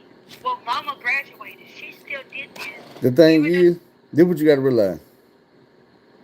The system knows what's going on. They don't really always give a damn. So yeah, they'll come and tell you, hey, 30 days up, you can go home. Thing is, they want to see, are you gonna go home? Because they know, like you know, like I know, 30 days, if you would have went home, you'd have been going home back to the life you left. Yeah, I would have, because I went fully in it. And they knew that. And they was gonna give you an opportunity to fuck up, because guess what? Somebody kids gotta be in the system, because if there ain't nobody kids in the system, they ain't got a job no more. They bills don't get paid if ain't nobody kids and fucking up and ain't nobody in the system. You got to find another job. You got to go back to school. So yeah, but the thing about it is, they give you enough rope to hang yourself, because if you gonna do it, go ahead and do it expeditiously. Get it over with so we can grab your kids and put them in a better situation sooner than later. We don't want you to keep fooling us year after year, making us think you're gonna be a good mother, and soon as we turn our back, you doing drugs in front of the kids. One of your kids might end up sick. Because it's like, as easy as a motherfucker snuck some fentanyl on you. How easy would it be for you not to know fentanyl was on that pipe and one of your kids get a hold of it? Exactly. You see what I'm saying? And that's why the people whose job it is, DHS, CPS, will allow you to fuck yourself up. Because they think, well, damn, she gonna do it anyway. She might as well do it now. Because if she fuck herself up on Monday, Friday, we ain't got to worry about her fucking them kids up. Saturday, them kids gonna be straight. Sunday, they gonna be good. All next week, all next year, they gonna be good, because we gonna make sure they good. But if we let her stay around them, we need to know that she really got them kids' best interest. And when they tell you, okay, you did 30 days, you can come home, and you say, I'm not ready. They say, you know what? That's what the fuck we wanted to hear. We knew you wasn't ready. Yep, I wasn't ready. But they give you the opportunity to go and fuck up. Like, I was given that chance. I told you I was on parole and probation. I caught a drug charge, and it was cocaine. I caught a drug charge while I was on parole. And I went back and I told my parole officer, and he was like, man, look, I ain't even gonna do it to you. Because I could send your ass, I could drive you to the jail right now and you be in prison tomorrow. They will take you right back to prison. He said, bro, you'll be in prison tomorrow. He said, do 6 months, but this is why I'm not gonna do it. He said, because I already know they finna bolt your ass back by this dope charge you can caught on parole. So I'm gonna let you get your little freedom out till you go to trial, and then they gonna lock you back up. You gonna get some new charge, and you got new charge, you gonna get some new time. Fuck a parole violation, you gonna get some new time. And I'm like, fuck. Well, at least I ain't going to prison today. So when I went to trial and all this shit, and them motherfuckers were like, 3 years probation, I was like, bitch, I'm serving 3 years parole right now. You gave me 3 years probation? You're like concurrent. That's like just go back outside and do what the fuck you was doing. Parole, probation, same thing. Both start with a P. You know what I'm saying? So I went back out and I'm doing the same thing. Thing is, my probation officer was a little more strict, even though I did some bullshit. I was taking all kind of shortcuts. I wasn't going to see dude. I wasn't paying dude. And then a motherfucker told me one day, they were like, hey, no, I need to get my driver's license back because I wanted to buy a Benz. I had been saving up all my money. I wanted to buy this Benz. And I told her, I'm like, hey, man, I need to buy a car. I need to get my driver's license back. And I had found out that while you're on parole and probation, they can get you your driver's license, but it'll be better back for the work, school, and church. You don't get to just go where the fuck you want to go, work, school, church. So I called him. I'm like, man, you know, I go to such and such church. I'm a member of this church. I want to go to church on Sundays. I'm in school, and I got a job. I need my driver's license. He was like, how long you been on probation? I'm like 4 months. He like, right, I ain't seen you not one time since we left that courtroom. And you gonna call me and you want a motherfucking favor? He said, I'll tell you, I got a favor for you. How about if you come down here at 8 o'clock in the morning, I might take this warrant off your ass. I got a warrant. He said, yeah, you got a warrant as of right now. See you at 8 in the morning. And bring some money because you ain't paid no money on your probation fees in 4 months. Like, fuck. So I give me about $50. And I go down there, have my mama take me because I'm like, man, this motherfucker might lock me up. I need to have somebody that can take the car back to the house or something. So my mama bring me down there. We going upstairs because my probation officer was in the courthouse still. He wasn't moved out the building like everybody else. I was in Judge Humphrey court. I get up there and I talk to dude. He like, so yeah, you want to do this and you want to do that? He said, you bring some money with you there? I'm like, yeah, man, I brought $50. That's all I had. He said, all right, I tell you what.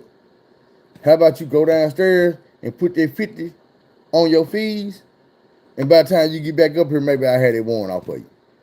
So I'm like, wow, this nigga still playing games. I went downstairs with my mama, and I'm like, I paid the little $50. We come back out the room, 50 hit the elevator and go back upstairs to where dude at on the 4th floor. I walk out the room, I see this bitch ass nigga getting off the elevator with his briefcase heading out the front door. This motherfucker leaving. Ain't no need to go back upstairs and wait on him. He leaving out the building with a briefcase. Either he going home or he going to lunch.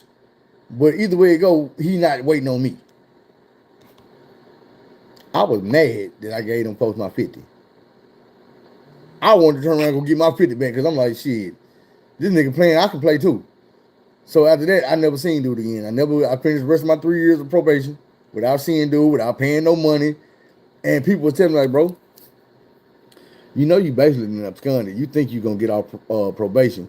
And then one day you're going to get caught by the police and they're going to be like, yeah, you on probation. And they're like, nah, my probation was over 5 years ago. And they were like, nah, your probation don't start until you go back in front of the judge and goddamn me start paying these fees and do it the right way. You can't. And I'm like, what the fuck? So I finally had I got a letter from the parole board like a week before I was supposed to come off parole. And it was saying, your parole is complete. You don't have to come in no more. You don't have to check in no more. You don't owe no more money. You free and clear. Bam. You don't have to respond to this letter at all. You don't have to call nobody. You don't have to see nobody. You good. I'm like, what? I was in barber school that time. I took the letter to barber school and showed the school director like, nigga, look, eyes free. He like, that's good, Phil, but ain't you still on probation? I'm like, ain't kinda. You know, if that's what you want to call it. And fuck them. That's when they started telling me about that shit, and I'm like, huh? Man, you bullshitting. Nah, bro, we not bullshitting. Call absconding. That's what it is. When you stop going to go see your people and you ain't paying no, and you just basically fall off the face of the earth, They stop your shit and pick it back up when you get back on track. Fuck.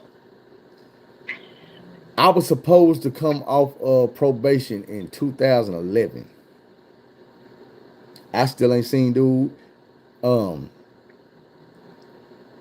I ain't been to jail. I ain't been arrested. I done been pulled over, caught a ticket. I done had accidents, so I done had my name ran through the system. I done got jobs and shit. A job with no, they can check and see if you got a warrant. It'll come up. Because some jobs won't hire you with a warrant. So I'm like, shit. Luckily, what's up with it?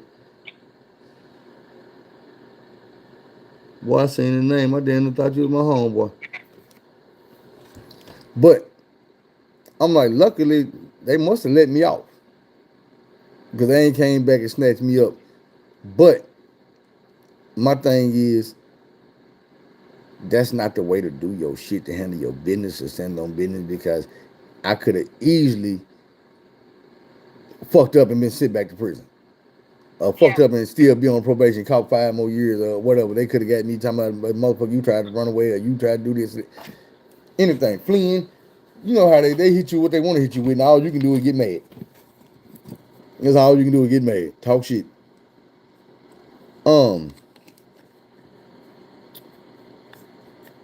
We've been on here about an hour and 40 minutes, so we're gonna wrap it up. Not right. Not right.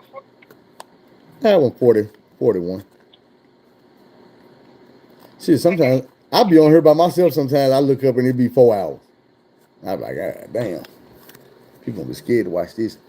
But I think that telling your stories and sharing what you've been through in life can help people and help you. So we probably gonna end up doing this again. Okay. Is there anything that you want to talk about? Or is something you want to ask me? Well, no, this is the first time. I'm not so nervous now. You really a cool and truthful person. I try to be. I try to be. Like I said earlier, I'm one of them people that people talk to me and they get comfortable. They'll tell me almost whatever. I ain't the type of person that's gonna take what you say to me and try to use it against you or no shit like that. I'm not gonna get on and try to make you look bad because, like I say,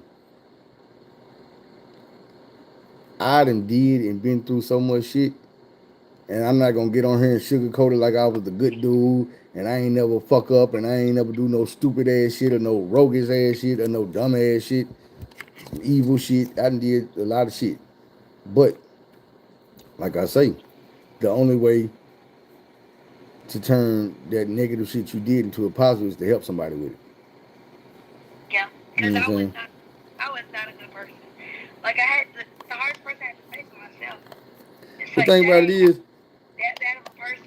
it ain't about being a bad person. We be finding ourselves in fucked up situations. Drugs aren't you. You become the drugs. You see what I'm saying? Yeah. It might not make sense, but I look at it like, if you got a good heart, you got a good heart. You got a good heart now, you had a good heart then. Thing is, you couldn't use your heart because the drugs was using it. You couldn't use your mouth because the drugs was using your mouth. Your hands, your brain, your eyes, all that shit. Like I said, you had that cloud in front of your face and you seeing what the drugs want you to see. A motherfucker's telling you to do something and you know it's wrong, but you hearing what the drugs want you to hear. Instead of you hearing, damn, this nigga want me to sell some ass, you hearing, damn, this gonna get us some dope. Damn, we gonna get on one. And you use the on one as the justification for the bullshit. Not because you want to, but because the drugs want to be done. So that's how you gonna think. They get control of your brain, now you thinking stupid. You doing shit that you wouldn't have did last year. You see what I'm saying? You was a married woman when you started doing this. You wasn't out here trying to sell no ass or trying to do none of this shit. All that shit came when the drugs came. Yep. Ironically, all that shit left when the drugs left. That's why I say it ain't you. It's the drugs doing that shit. Thing is, if you keep going back to the drugs, that's when it become you. Because you get to a point where it's like, okay, right now, in a sober and clear mind, you know that if you get on drugs, you are the type of person that you might be prostituting. You might Yep. steal something. You might fight your mama. You might do this here. You might do that over there. But you also know that you not the type of person to do that when you're not on drugs. So when you go back and get on drugs and you start doing this shit, now it's your fault. Because Yeah. you know. Because It's like I me, was always a quiet, good girl type. Like, never been in trouble. I tell people like this. I know me, if I go get drunk, I'm not the type of dude to get drunk and I want to fight everybody. I'm not the type of dude to get drunk and I'm breaking shit and all this and that. I'm the same person. I might have some more jokes. I might talk slurred or something like that. But I'm not fit to be around here starting fights with motherfuckers just because I'm drunk. I'm not fit to be around here breaking the windows and throwing shit and you know what I'm saying. I'm not the type of motherfucker gonna be out here doing. I turn into a daredevil. None of that shit. But I know people like that. My little brother's like that. He's an alcoholic, and I tell him, he tell me, well, I used to hate this. Man, you always trying to tell me about drinking. All be saying to you be smoking weed. Nigga, that's worse than drinking. I'm like, no, bro. And not to justify, but that's what I used to do. And I used to tell him, like, bro, me smoking weed ain't never made me beat up nobody mama. Ain't never made me beat on nobody kids. Me smoking weed ain't never had me wake up in jail. I ain't never had to go to prison for smoking weed, bro. You beat up people kids when you drunk. You jump on people mama. Them same kids, you jump on her when you drunk, bro. Not when you sober. But you can go get you a fifth of vodka or a half pint or a pint or whatever, and 30 minutes later you might be in jail. Because of the person you gonna turn into once you start drinking. And I'm like, bro, I know it ain't fair, but you just one of them people that ain't doing you don't supposed to be drinking. You can't hold your liquor. You can't control yourself. Yeah, you love to be intoxicated. You love the feeling you get, or maybe you feel like you need that. But what you need to do is realize it's fucking your life up. It's fucking your relationships up. It's pushing you away from your kids. It's causing you to be a deadbeat. It got you being a felon. I was the felon. You wasn't a fucking felon. You ain't going to jail for going out here robbing people trying to pay the bills. You ain't out here going to jail because you out here hustling trying to make something happen. Motherfucker, you going to jail because you drunk. Because of what you put in a cup. Yeah. How did that make you feel? Now, before we go, let me tell you this story. Because I told you about the drugs. I did not do the stuff with my brother and them that night. I stayed on the other side of the street. 6 months later, I ended up going to prison. I heard all the stories about ooh, we sister and all that shit. I came home. I found my next door neighbor.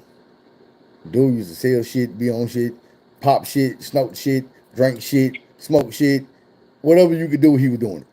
Like, I ain't told you this story. I'm not going to tell it right now because I already told it. The night I met dude, he was on 5 different drugs. Like that. Dang, that sound like me. The main, they popped a half a pill in front of me. Fired up the blunt. We walking down the street, he snorting on some shit. We get to down the street, he goddamn, he's selling the motherfuckers some shit. Then he turn around, he's selling motherfuckers some harder shit of the same type of shit. Then on the way back to the house, he put out a different type of smoke and he light that up. And I'm like, God damn, nigga, you on all this shit? Man, I'm fucked up. Thing is, I get to hanging around dude. We used to go to the barber shop because that's where they used to sell the shit at. Now, this is the thing about it. We in the barber shop. I'm fresh home from prison. So the barber dude tell me, he like, hey, bro, you just came from prison. I'm going to tell you what I'm going to do for you, man. Go and pop down in the chair. I got you a free haircut. So I'm like, shit, bet. So he cut me up. We take a picture together and all this. Like, yeah, man, y'all fuck with niggas just got done, man. You keep your head up, stay out of trouble and all this and that. So we went to the studio. My homeboy had a studio at his house. We've been in the studio probably about 45 minutes. It's a knock on the door. He tell me, hey, Phil, go get the dough. I go get the dough. It's about 3 dudes out here on the porch. One of them is the same barber that just cut my head. So we chopping it up like, what's up, bro? We on the porch chopping up everybody else and walked in the house. So as we out here chopping it up and we talking, he like, man, you got sisters and brothers? I can tell him who my sisters was. And dude looked at me and said, man, they call you PJ? How the fuck you know that, bro? Don't nobody call him PJ. My family. He was like, man, Your family's from Atkins, Arkansas. Your grandma stayed Gold Hill Road. I said, nigga, and the only way I know my grandma address is because it's the exact same last four of my social security number. This nigga called these four numbers out.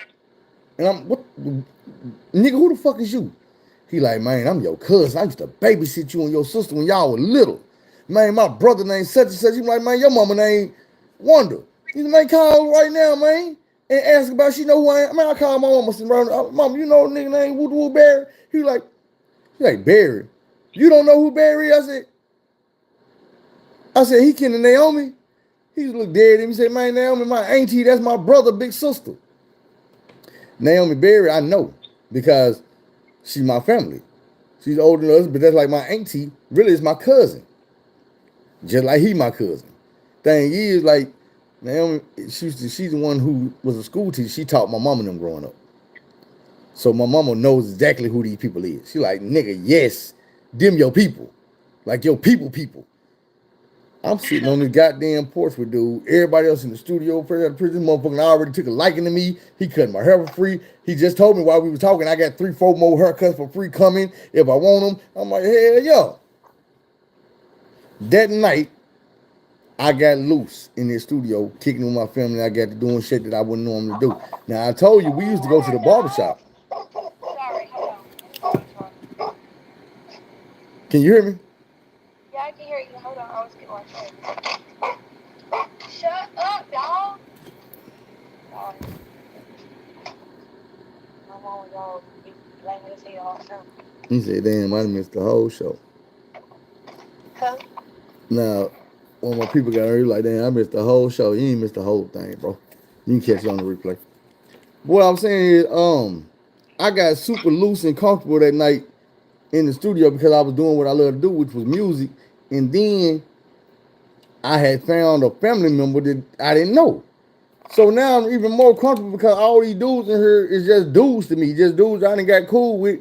But this dude here is not only his family, but this is real life family. This man know my mama name. This man know my grandma's address way out in the country. And I'm like, the people around here in North Little Rock don't even, they never heard of this little country ass town, Atkins, Arkansas. So if you not only know the town, know my people, know my nickname, know my grandma's address, boy, you know it too much. But even when they told me who he was, I'm looking in his face and he favored his auntie. Him and his dad is twins, but so is his dad and his sister. They all look alike. So that night, I told you the dude, we was going to the barbershop because that's where the shit was. Well, now, since dudes then came from the barbershop to the studio, the shit is at the studio. I'm the only one in the studio that don't do what everybody else is doing. My phone may cut off. I got 1%. It won't charge. All right. Anyway, I started doing it that night. That's how I got on it. So I'm gonna let you go. So you can charge your phone up, and I'm gonna talk to them for a minute in this show, and I'll hit you back up when I get off. I'll text you. Okay. All right. Bye-bye. All right, y'all, yeah. That's how I ended up on this shit. I don't know if I'm gonna be able to keep this because we was talking about the same thing that got me knocked off last time. But I did want to let y'all hear it. If I end up taking this off, I'm gonna download it. Everything that I take off of here, so I'm gonna start taking stuff off because I'm gonna try to get monetized again later on this month. Everything I take off of here, I'm gonna just upload it to the other channel that ain't monetized, that never was monetized. So you see how that go. Because I want people to still be able to get to the stuff and get help. But I also need to get monetized. You know what I'm saying? When you're in a situation. And what I be seeing, I'm like, I probably could have paid a couple bills with the money I done missed on YouTube. I probably missed a few bands. But I just wanted to bring y'all a little something different, man, because I was talking to her earlier and I'm like, look, So many people deal with drug addiction, and not just the addiction. It's like I say, man, you got people out here in your family, in your circle that love you. And it's whether you gang banging or whether you on drugs or whether you just doing anything stupid, just getting you caught up in trouble and causing strife between you and your people and you and your good life. Shit ain't never easy, man, but it can be done. Like, it can be done. Look at the damn pyramids, man. People still trying to figure out how they did that. But at the end of the day, it don't matter how they did that. They did it. It was done. You know what I'm saying? There's a lot of things in this world, the wonders of the world that people can't explain. It don't matter what the explanation is. The proof is in the pudding. It was done.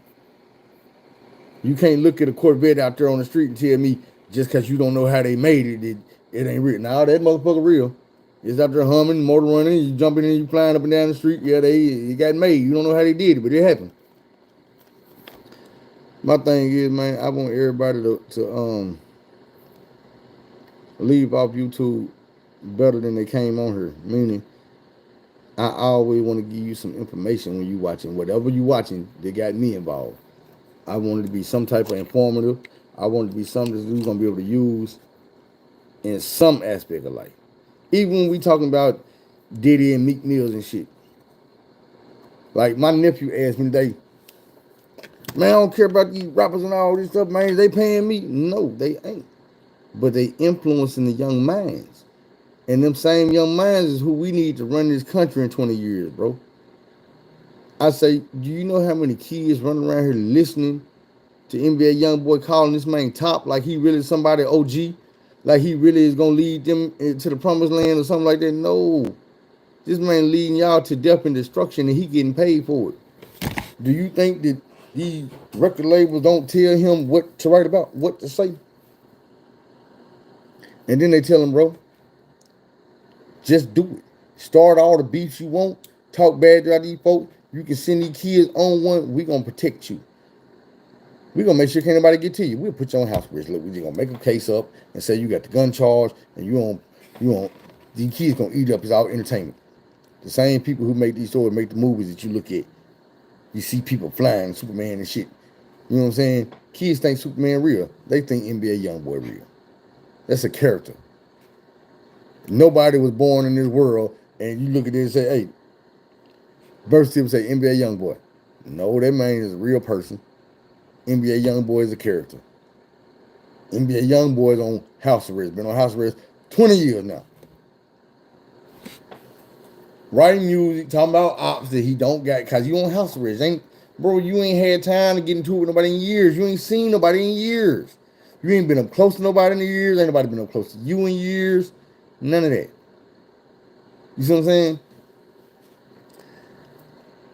I have to tell people like, man, one thing, and I'm gonna show you this. I had to show this to my nephew. And he gonna argue me up and down. I'm like, NBA YoungBoy pills. And then we just gonna hit image. And then I'm gonna tap on this. And I'm gonna say some shit like this here. To the average motherfucking child, they see, damn, man, young boy struggling with them pills. He going through it, man. It might look like he done overdose. To me, I see a young nigga with a whole lot of money and a whole lot of time on his hand that got bored. Pulled some pills on the floor, pulled up a cup of syrup. Nigga ain't overdosed. That cup of syrup ain't fell over. You can't even hold your head up, but you ain't dropped that cup. And you ain't drunk enough out of it to be that fucked up. We can see that. That man ain't took them pills like that. He is not strung out on the floor. He posing for a picture. That camouflage, that motherfucker got right up, put them pills back in their body, grabbed a couple lean, and got to talking to whoever it was that took the picture.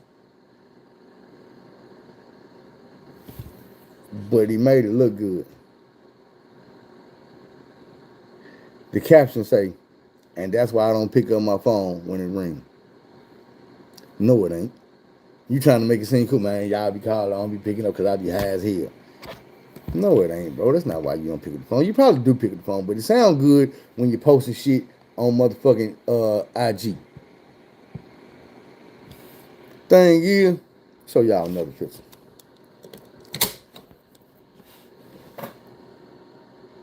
You playing with them guns and all this shit, but where you doing it with? At the house, bro. Safe and sound. You thinking shit cool, but where you thinking shit cool at, bro?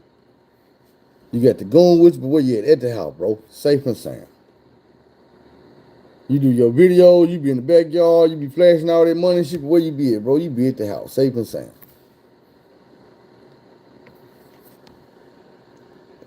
At the house, though, safe and sound. You got the weights over there, you got plants over there, but look what you got in your hand. Like you need that at the house.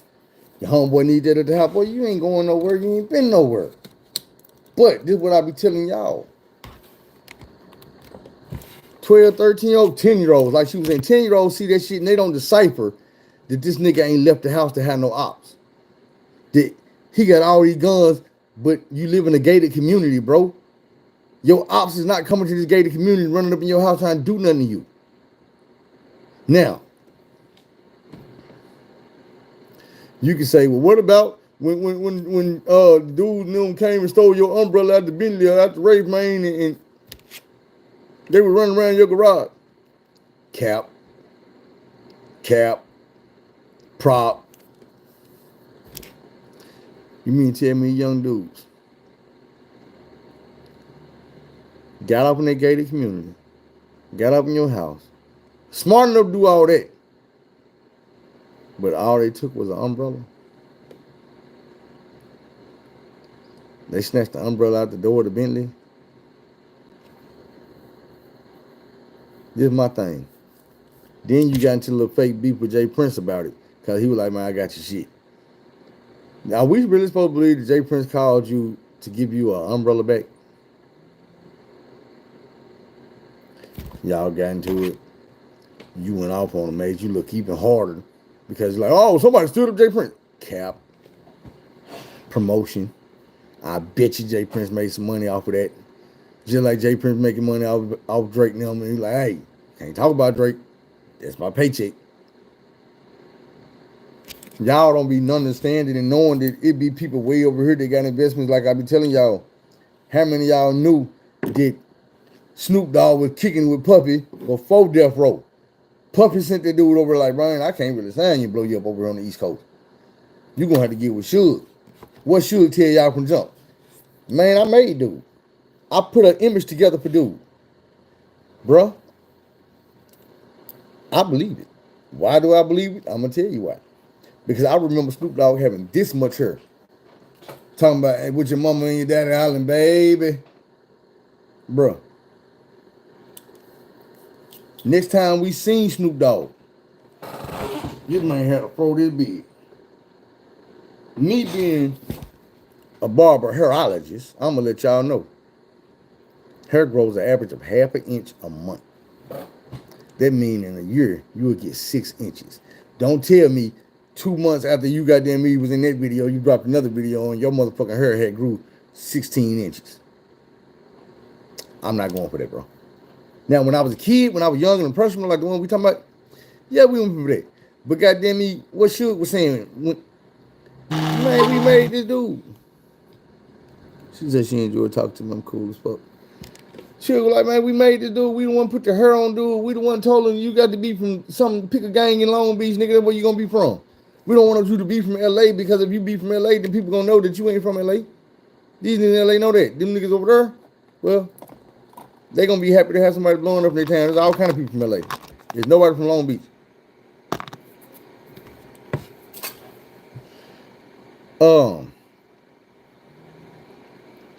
When you look at the fact that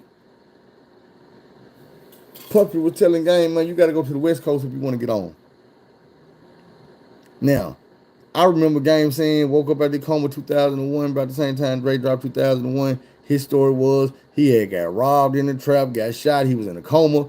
When he came out the coma, the man said he started listening to all the classic CDs, the Reasonable Doubts, and motherfucking All Eyes on Me, and Straight Outta Compton, The Chronic, all the reasons, you know what I'm saying? It was written, all the classics. He developed his sound and his style off of all these classics. and turned into the game. And I gotta give Game his props. Same way I give him the Young Buck. Them is two of the hardest rapping niggas. Like, I ain't always like Game. I always fuck with Buck. I ain't always like Game, but I always had to respect that man penmanship and his motherfucking lyricism. But even when he was coming out, I was questioning myself, like, nigga, if you just start rapping, man, cut these long hairs down. You just start rapping, why JT the Bigger Figure just put 2 albums out with your face on it? About 30-something songs, nigga, on these 2 albums that he just dropped with the Game on it. And I'm like, damn, nigga, you lying. Thing is, they was always poking holes in the Game story. Nobody poked the holes in Young Boy's story yet. Nobody poked the holes in this dude's story, that dude's story, Lil Durk and them story. Everybody have they stories that the industry make up for them, make them look good. Truth be told, these dudes is kids, bro. They snakes, they backdooring each other, they have no loyalty, they have no morals, they have no respect. It is what it is, and they raising our kids, our youngins, to be the same way. So yeah, every chance I get, I'm gonna stand up and I'm gonna speak out about this shit. It used to be a point where I wouldn't really talk about these rappers because I was like, man, and I'm just gonna be real. I used to be like, man, you know what? I'm gonna watch what I say because I'm gonna be famous one day. I'm gonna have to interview these dudes. I'm gonna have to talk to these dudes, and these dudes gonna get wind of the old shit. Like on Twitter, they be like, man, Kevin Hart said this back in 1998. He needs to apologize. I'm like, damn, one of these days, Jay-Z gonna see the shit I said about him, and he gonna like, cancel that nigga. But I got to the point where I was like, I don't give a fuck. Because I'm right. You motherfucker wrong. Y'all doing wrong. And who would I be if I knew you were doing wrong and you was misleading these kids and I ain't say shit? A whole ass nigga in my eyes. That's why I say something. I don't be fucked up about how these motherfuckers gonna feel. We ain't gonna keep it going too long, man. Like I said, we should be over with. We went over 2 hours. So, on that note, don't be afraid to take the long road instead of the wrong road. Do things the long way instead of the wrong way. Man, I appreciate Kaylin for coming on. I don't know if we're gonna do a show tomorrow. We might. I be feeling like I need to do a show like today. I was telling her, I'm like, look, I know you might not be ready yet, but I kind of want to do a show, and I ain't researched nothing to talk about yet. So you could get your time. With that being said, go find somebody to help. Tell somebody you love them. You know I love y'all. Yeah.